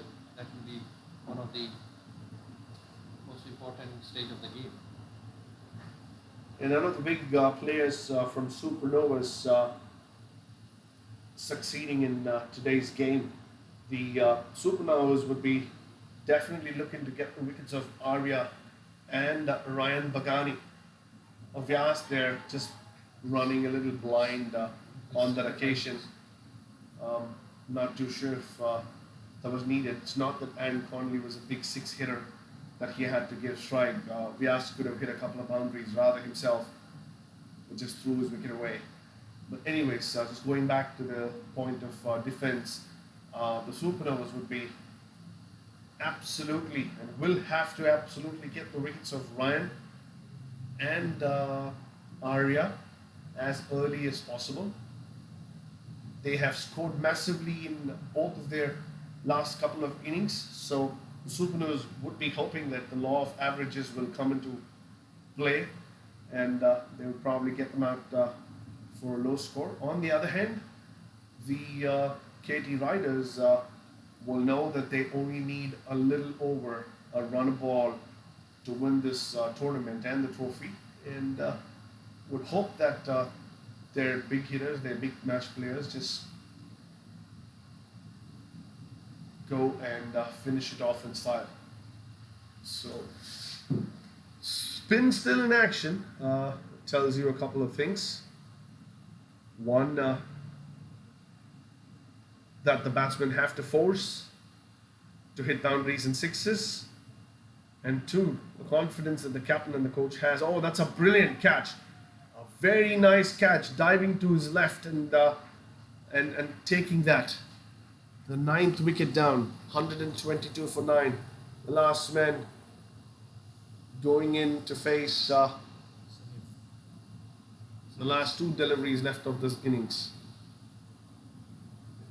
It is now becoming quite evident that Supernovas, they should be looking to get the team out, get some quick wickets at the start of the inning, because containing any team below 125, 120 or defending run a ball target would be difficult, especially with Ryan and Arya both are in good batting form. So the only option, or probably the only approach Supernovas can go with, is an all-out attack and try to get wickets up the order. And getting those two big wickets up the order, if they do, will put a lot of pressure on the middle and lower order batsmen of KT Riders. They have been a little too over-dependent on some of their superpower hitters. That's the last ball, a wild swing across the line, getting beaten. Was that the end of the innings? Looks like it is. So the last two balls were dots. Supernovas winning the toss, electing to bat first. We're hoping for their big guns to score huge runs like they did in most of their previous games. The plan not going well for them. Ends up with a meager 122. Will 122 runs be enough to defend? We will come back and see in the second half of this game. Try to catch a few of the owners and coaches during the mid-match discussions to get their opinion. We'll have Ramji take the microphone over to the ground. Wait a minute.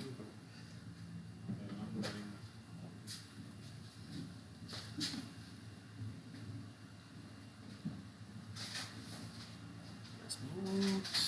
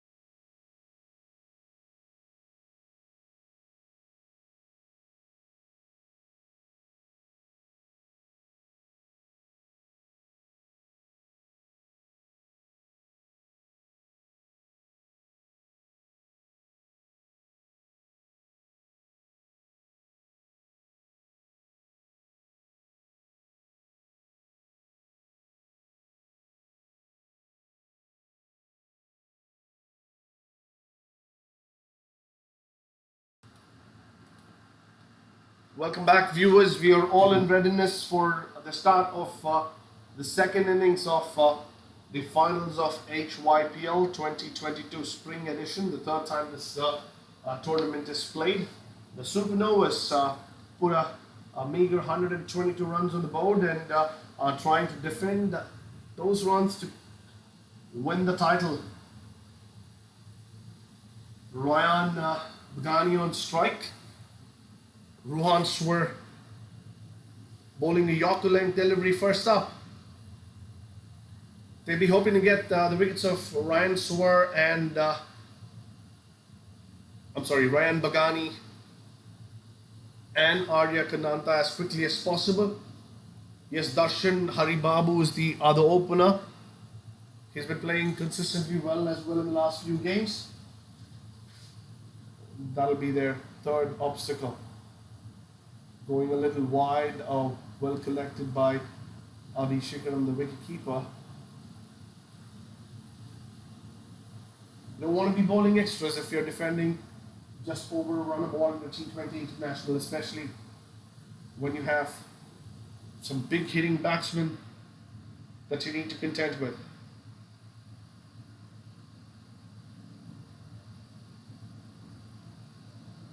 Another full length delivery. Ryan swinging as hard as he usually does, missing any connection. The ball going straight into the gloves of the wicket keeper.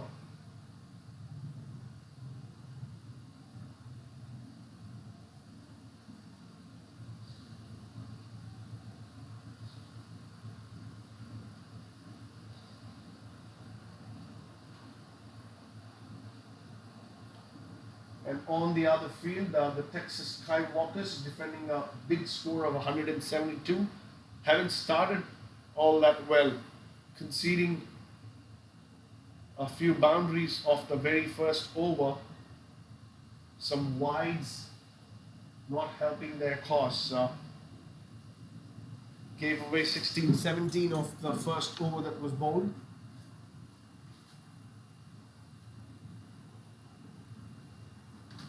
Two openers there, Arun Nadkarni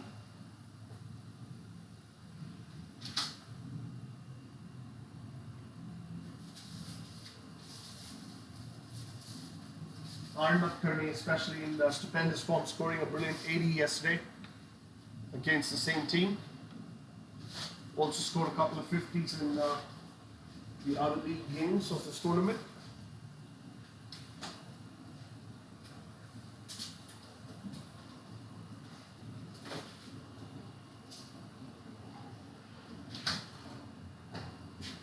Darshan Haribabu taking strike here for the first time in this final.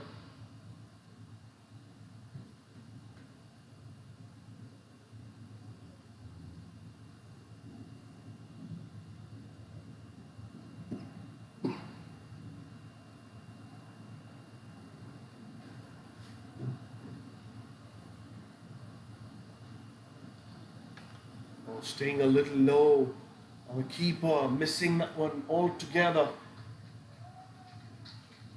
Not much of an effort. A simple 4 conceded. Don't want to do this. You should be 200% on top of your game when you're defending a small score. Abhi Shikaram there, letting that one go through his legs.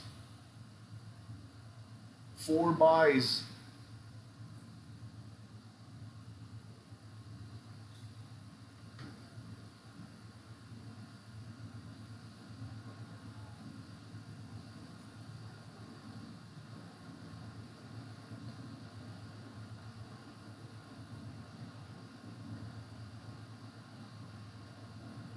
A good ball to finish that first over from Ruhan Swar.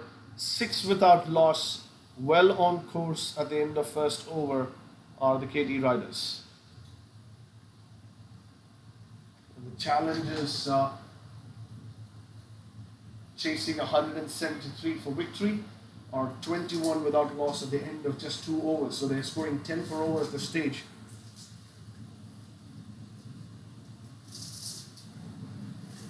Shaunak Marathi on 7, Arun Nadkarni on 2. So Anirudh Bodhisetti there continuing and bowling his second over.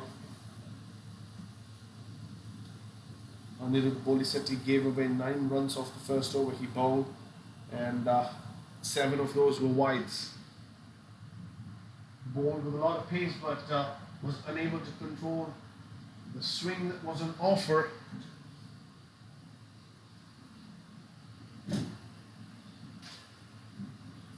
Have to focus our attention to the finals again, where we have the second over that is supposed to be started.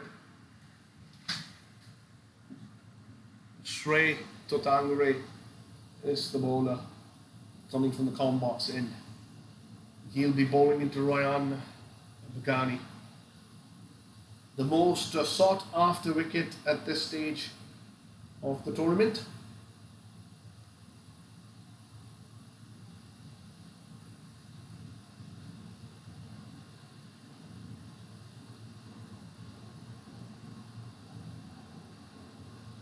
Full length delivery. Ryan comes forward and defends it quite easily. No trouble at all. It's been a very successful tournament, this HYPL, this third edition, despite all the rain that we had last weekend. All the games on Saturday last weekend washed out. Teams still making some backup plans. The organizers were nice enough to find some alternate grounds to play the league games on day 2, Sunday last week. There's a bit of a mix-up there. A direct hit would have had Darshan Haribabu in trouble. More of a mid-pitch conference between Ryan and Darshan there. Missing an opportunity, the Supernovas, to pick up an early wicket.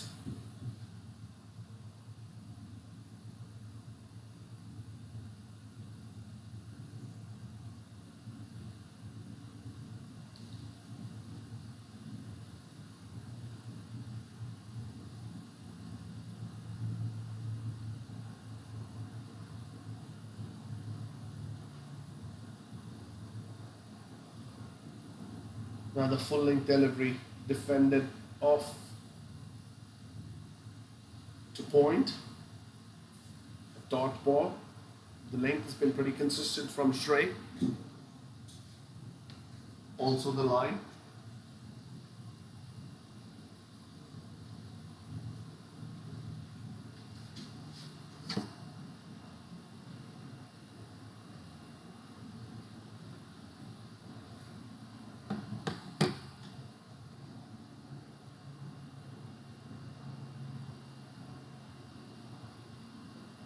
Darshan Haribabu tries to come onto the front foot, trying to force the issue, driving straight to mid-off, unable to get under the ball for an elevation,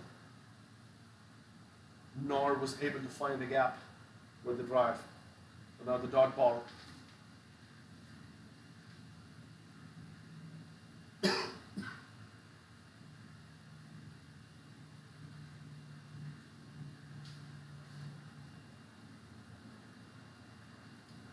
Will that be a boundary for Darshan Haribabu? No.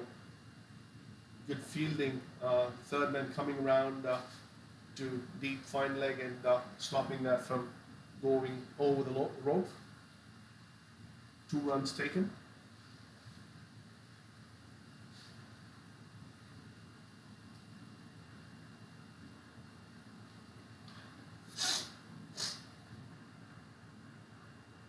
Anirudh Bolisetti for Skywalkers just finished the second over, giving away only 2 runs. Getting adjusted to the conditions and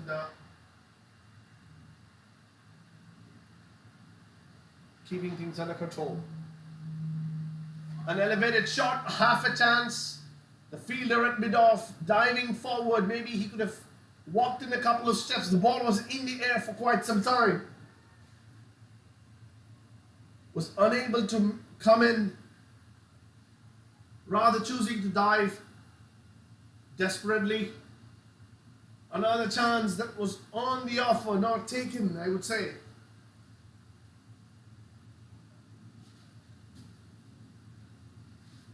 Wouldn't matter whose wicket it was. An early wicket would definitely set the tone for the defense. And the Supernova is not taking some of the opportunities that have been offered. One run out in the very first over, and a catching opportunity a bit off.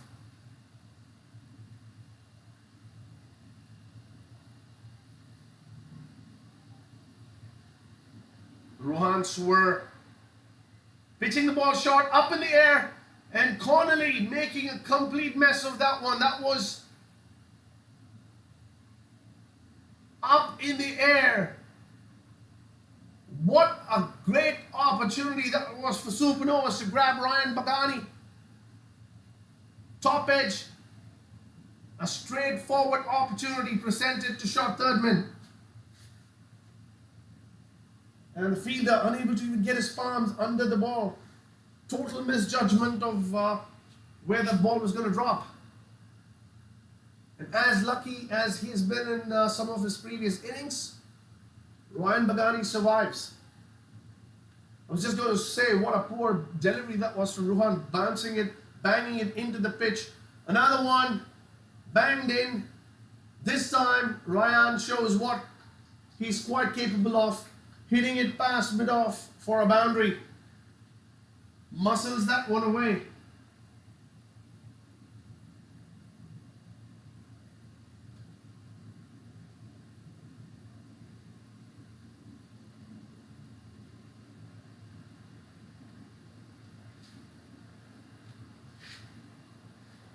They got to get their act together, the Supernovas, if they want to give themselves a chance of winning this tournament. They've played some wonderful cricket right through the league stages and won the prize of playing the final. They put some runs on the board, and another chance goes begging at long on this time. Big hit from Ryan Bagani, was in the air for quite a long time. Was a more difficult chance on this occasion. The fielder at long on doing really, really well to get round and get his arms under the ball, but unable to hold on.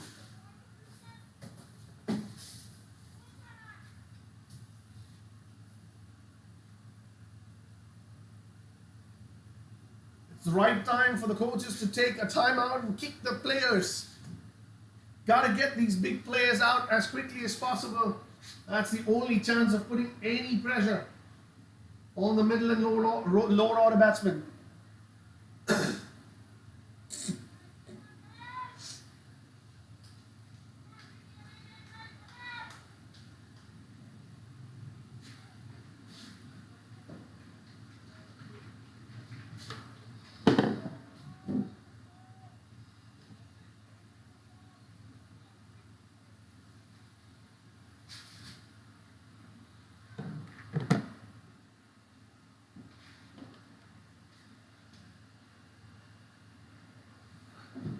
It was all happening out there in that third over of the innings. The KD Riders have marched on to 18. They're still scoring only a run a ball, but a lot of action in the last a few deliveries. Couple of drop catches. The Supernovas unit looking a little dejected.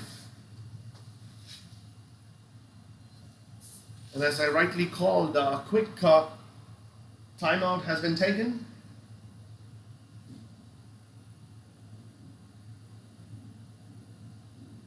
Or do we have a fielder injured? Looks like the fielder who tried to grab that one at long on has been injured, and it's not a timeout that was taken. Hopefully nothing serious. We don't want to see any of these kids getting injured. Unfortunately, the sport is such that we do get injured. We can only hope and pray that it's nothing serious. We don't want any broken fingers or cut webbing or anything of that sort. We will also take a quick break at the comm box and join the action right back. Go and grab a couple of other commentators if I can.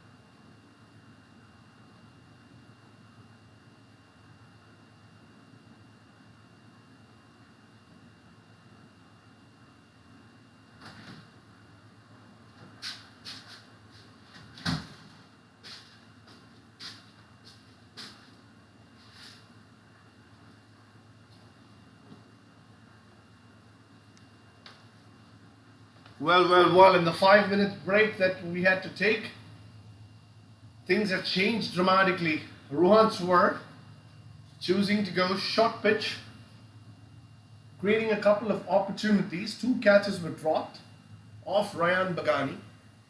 We were wondering why he was pitching short, but seems to be the plan. He banged almost 5 deliveries that over short,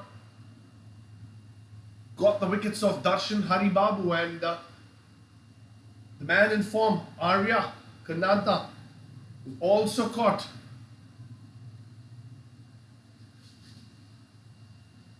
So spring in the strides for the Supernovas. Nobody now remembers those drop catches. All people know is that the KT Riders have lost 2 wickets and are at 18. We also hear that the fielder at long on who tried to grab that opportunity given by Ryan was Kavin Nakiran, and he is injured. He hurt his head. He's just being taken away for some tests. Oh, the fielder at cover letting that one go through his legs. What should have been a dot ball has resulted in 2 runs. The Supernovas definitely a hole in their fielding, dropping a couple of catches and now letting a straightforward one go through all the legs. There's absolutely nothing to complain there about the outfield. It was all technique, the inability to get behind the ball, get the body behind the ball, and also was the new batsman, allowing the new batsman to get off strike of the very first ball. Oh, another uppish, another shot hit uppishly, but luckily it was over the fielder. Not a very responsible shot, that one from Shiv Shani.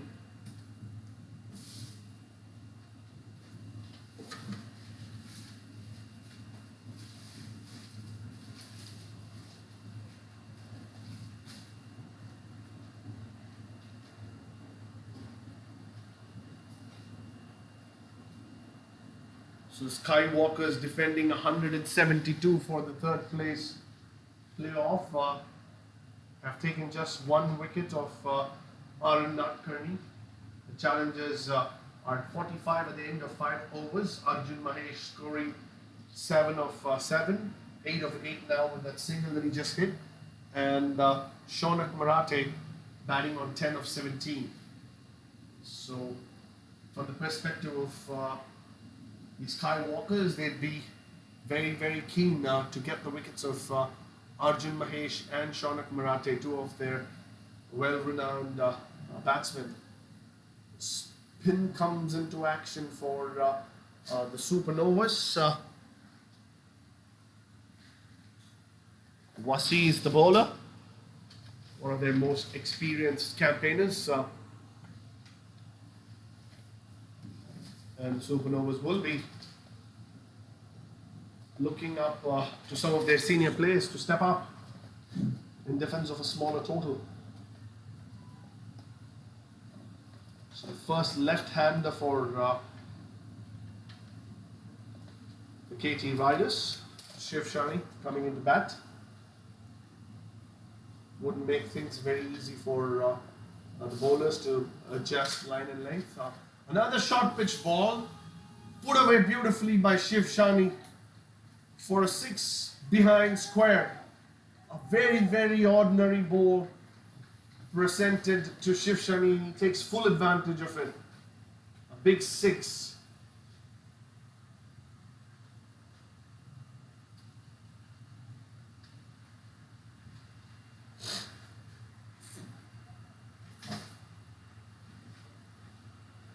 So we're moving into the most exciting part of the tournament, all the trophies being brought in by the organizers. It's a pretty sight to see so many trophies and awards that are waiting to be given away in just a couple of hours. We are in the very last part of the HYPL 2022 Spring Edition.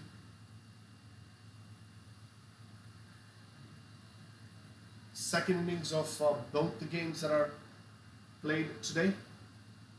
In front of us on the comm box we have the finals that is coming to you live on YouTube. And from the back of us, on this very pretty looking ground, the Skywalkers and Challengers are facing each other off for the third place.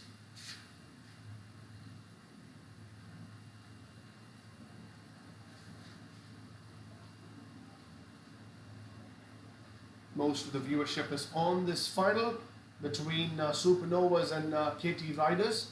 The Supernovas, 122 is all they could post to try and defend. A lot of seesaw in the 3-4 overs that have been bowled so far. Couple of wickets, couple of catches dropped, couple of runner opportunities missed, few bad balls, few good ones. We've seen it all in the first 4.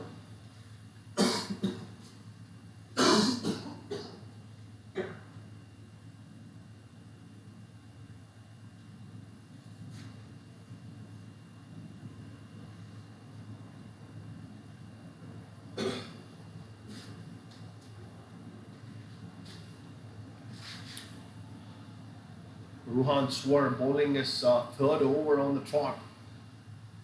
I think the plan is very simple. Get rid of Ryan, and then you're right in the game. And Ryan doesn't seem to be bogged down by the loss of 2 wickets. Still trying to play the way he has always played. Throws his bat, goes with a full swing, missing that one and ball beating everything, and then collected by the wicketkeeper, Abhishekar. I wouldn't be surprised if he bangs this one short, and asking Ryan to go over. It's been hit hard. Is that a chance? No, not even half a chance there. A big 6 over long on. So Ryan batting the only way he knows how to.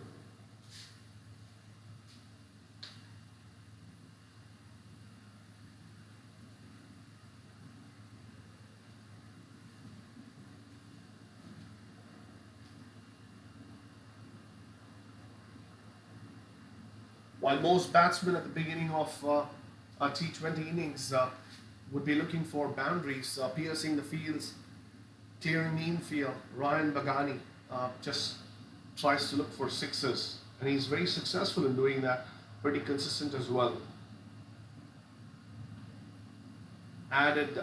Aided rather by some poor fielding from all the opponents that he's played against.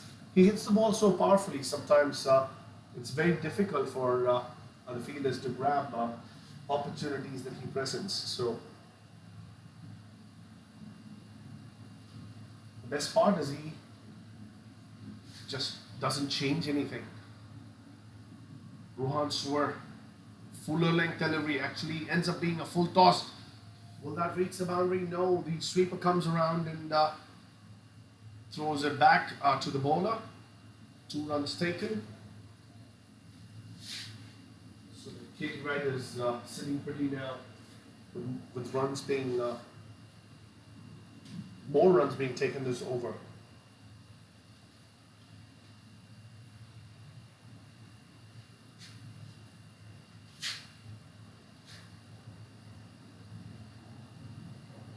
Another one banged in shot. Ryan Bagani clears the side screen with ease.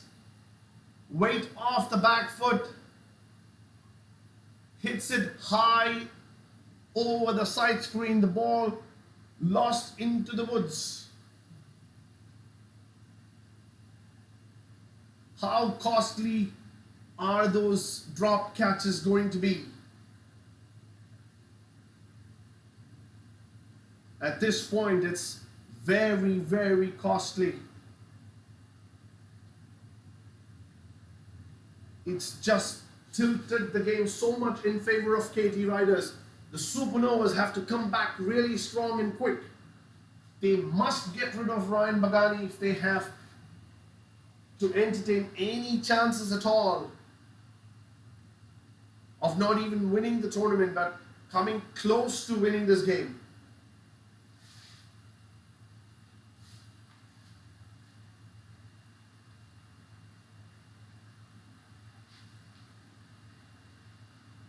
I do believe that Rohan Suwar has banged the ball short far too many times and have made things very predictable.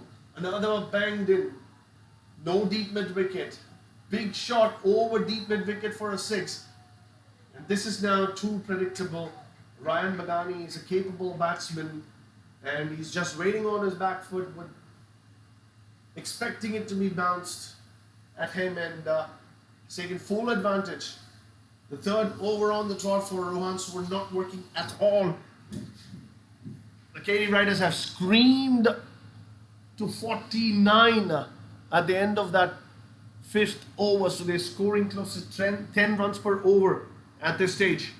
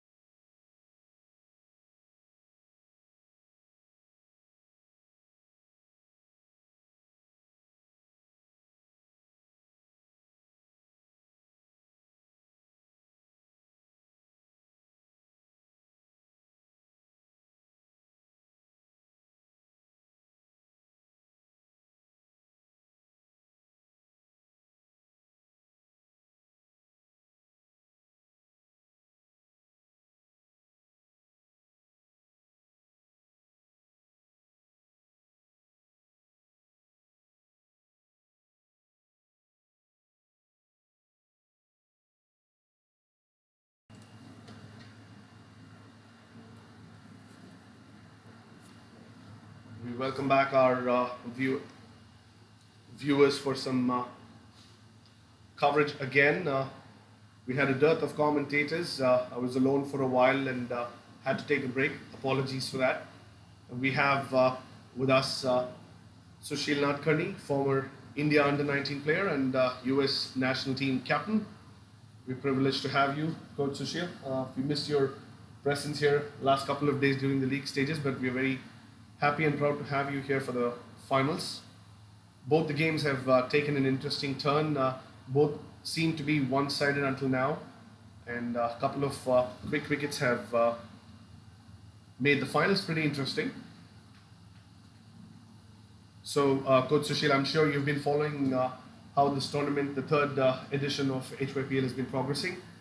Have you seen any improvements from how it has been, how it was conducted last year versus now?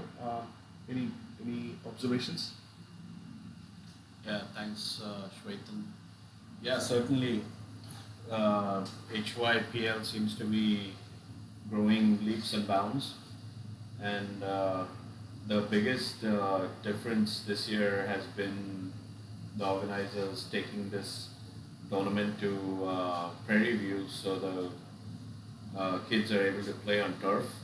And I happened to be here just today, couldn't make it yesterday, but the lush green outfields, I've been really impressed by how fast the ball is traveling to the boundary here. So that's really good to see these kids getting a T20 experience on beautiful turf grounds over here in Houston. Both these games, one behind us and the finals right in front of us here, seem to be keenly contested. I don't know whether they're both going to go down to the wire, but it looks like the kids are certainly being competitive out there. Absolutely, we saw some really closely fought games over the last 3 days of the league stage. Do you have your money on any particular side at this stage? Well, at this point, it does look like KD Raiders have an edge in this game. They would back themselves to chase these final few runs here with about 4 or 5 wickets in hand. But having said that, I think all the teams were pretty competitive throughout the tournament. And interestingly, some of these games happened on turf. Here's an interesting wicket that's just fallen now. So you never know how these games can turn given the batting lineups that each one of these teams have and the pressure that can mount. So it'll be interesting to see how KD Raiders, their players, are able to sustain the pressure in the final moments of the finals and maybe get over the line here. So we may still be in for a cracker here. We'll have to just wait and see. There's been some mixed reviews and opinions about the differences or the age groups. The ages of the players that are playing this tournament. We see players who are 12 years old all the way through 17.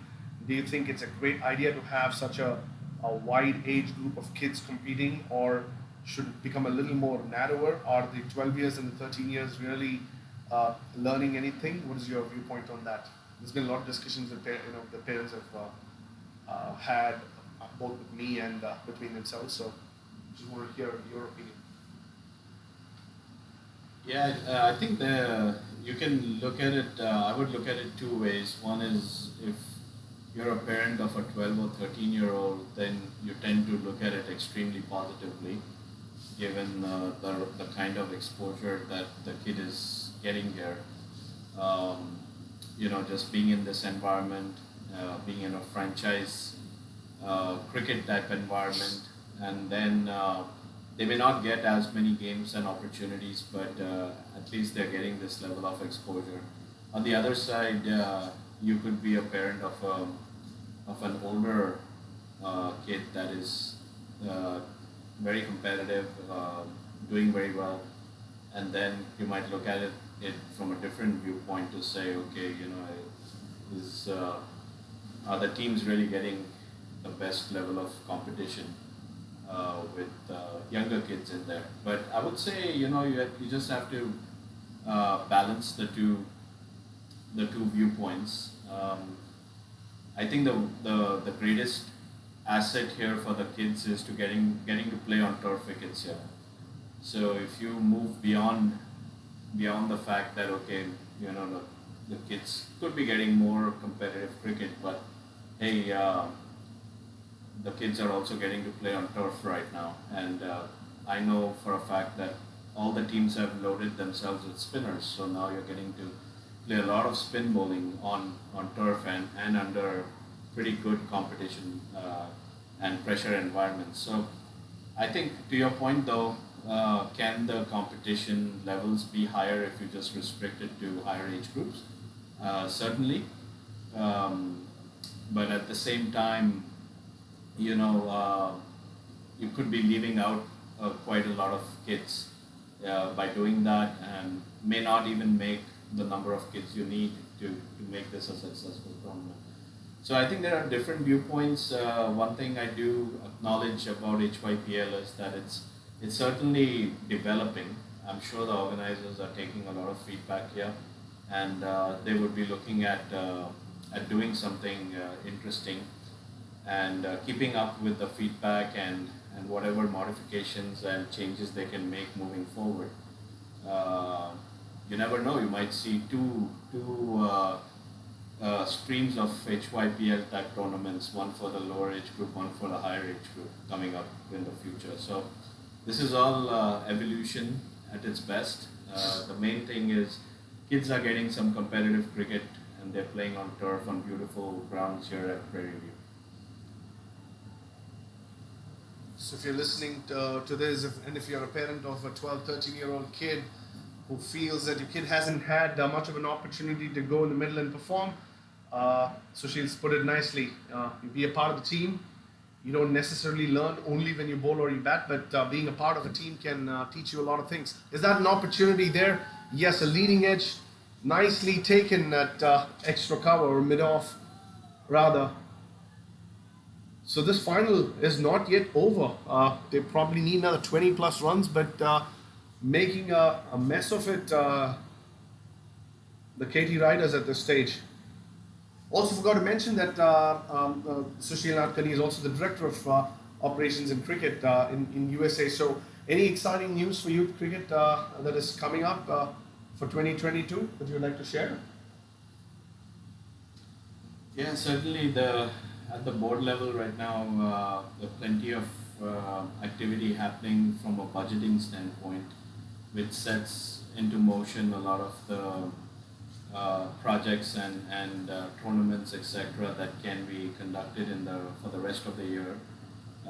Having said that, this year definitely still looking at the nationals, the under-19 nationals. There is talk about having inter-league 50-over competitions, both for the adults as well as under-19s.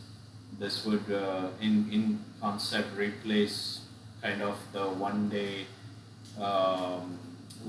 selection camps that we had last year due to COVID. So the kids get a lot more opportunity to perform and make a claim for the zonal squads. There's also some activity through the development committee to start some zonal based cricket at the lower age groups to have more intra-zonal games, which would be really good to see if it happens this year. So lots of good, there's talk about, there's some talks happening with Cricket Canada right now to revive the Audi Cup, and in there we would have the adults, the men's, women's, obviously the under-19 boys, and the under-19 girls. So So there's lot we are trying to fill the calendar with. Of course, everybody hopefully realizes that we are limited on resources, on time, and definitely the money. So these are all discussions still happening within the board, and hopefully we can get as much of this approved as possible so that we can start focusing on announcing these things. So viewers, if you're watching this telecast and listening to the Director of Operations Cricket from Houston, there's a lot of exciting things in pipeline for youth and adult cricket in USA. As we've seen in the last couple of years, despite all the challenges that we faced with COVID and things, cricket has only gone upwards in this country. Continue to support. That's that another opportunity. Oh, that goes begging, misjudged. Palms it out of the ground for a six. Reminds me of a 1999 missed opportunity by Paul Rifle in the semi-final between Australia and South Africa. Was a chance, was going backward, did judge it quite well. The Supernovas had done themselves real good by picking up 2 or 3 important wickets, key wickets. Now that dropped chance is pegged them back a little bit again. Oh, nice shot over to Kawa for another single.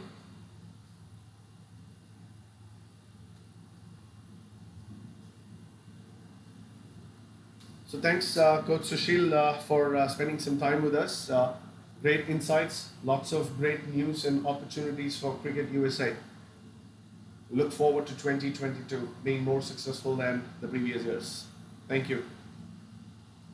Thanks, Shwetan, and thanks everyone for following US cricket, following HYPL. As we just said, there's so much cricket that's planned this year that there should be plenty for everybody to all the cricket lovers to enjoy. We also have a very full calendar for our national teams this year, so we'll be hearing a lot of exciting cricket that we'll get to see. Our US team participating in the Cricket World League 2 here, planned here in the US. That's in May-June time frame, and then the World Cup qualifiers where USA is going to feature as well. So lots of exciting stuff, and wishing everybody all the best for 2022. Good luck to all the adult and youth cricketers and the supporters of Cricket USA. Big thank you.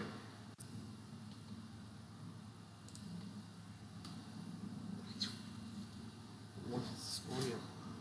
It's 7.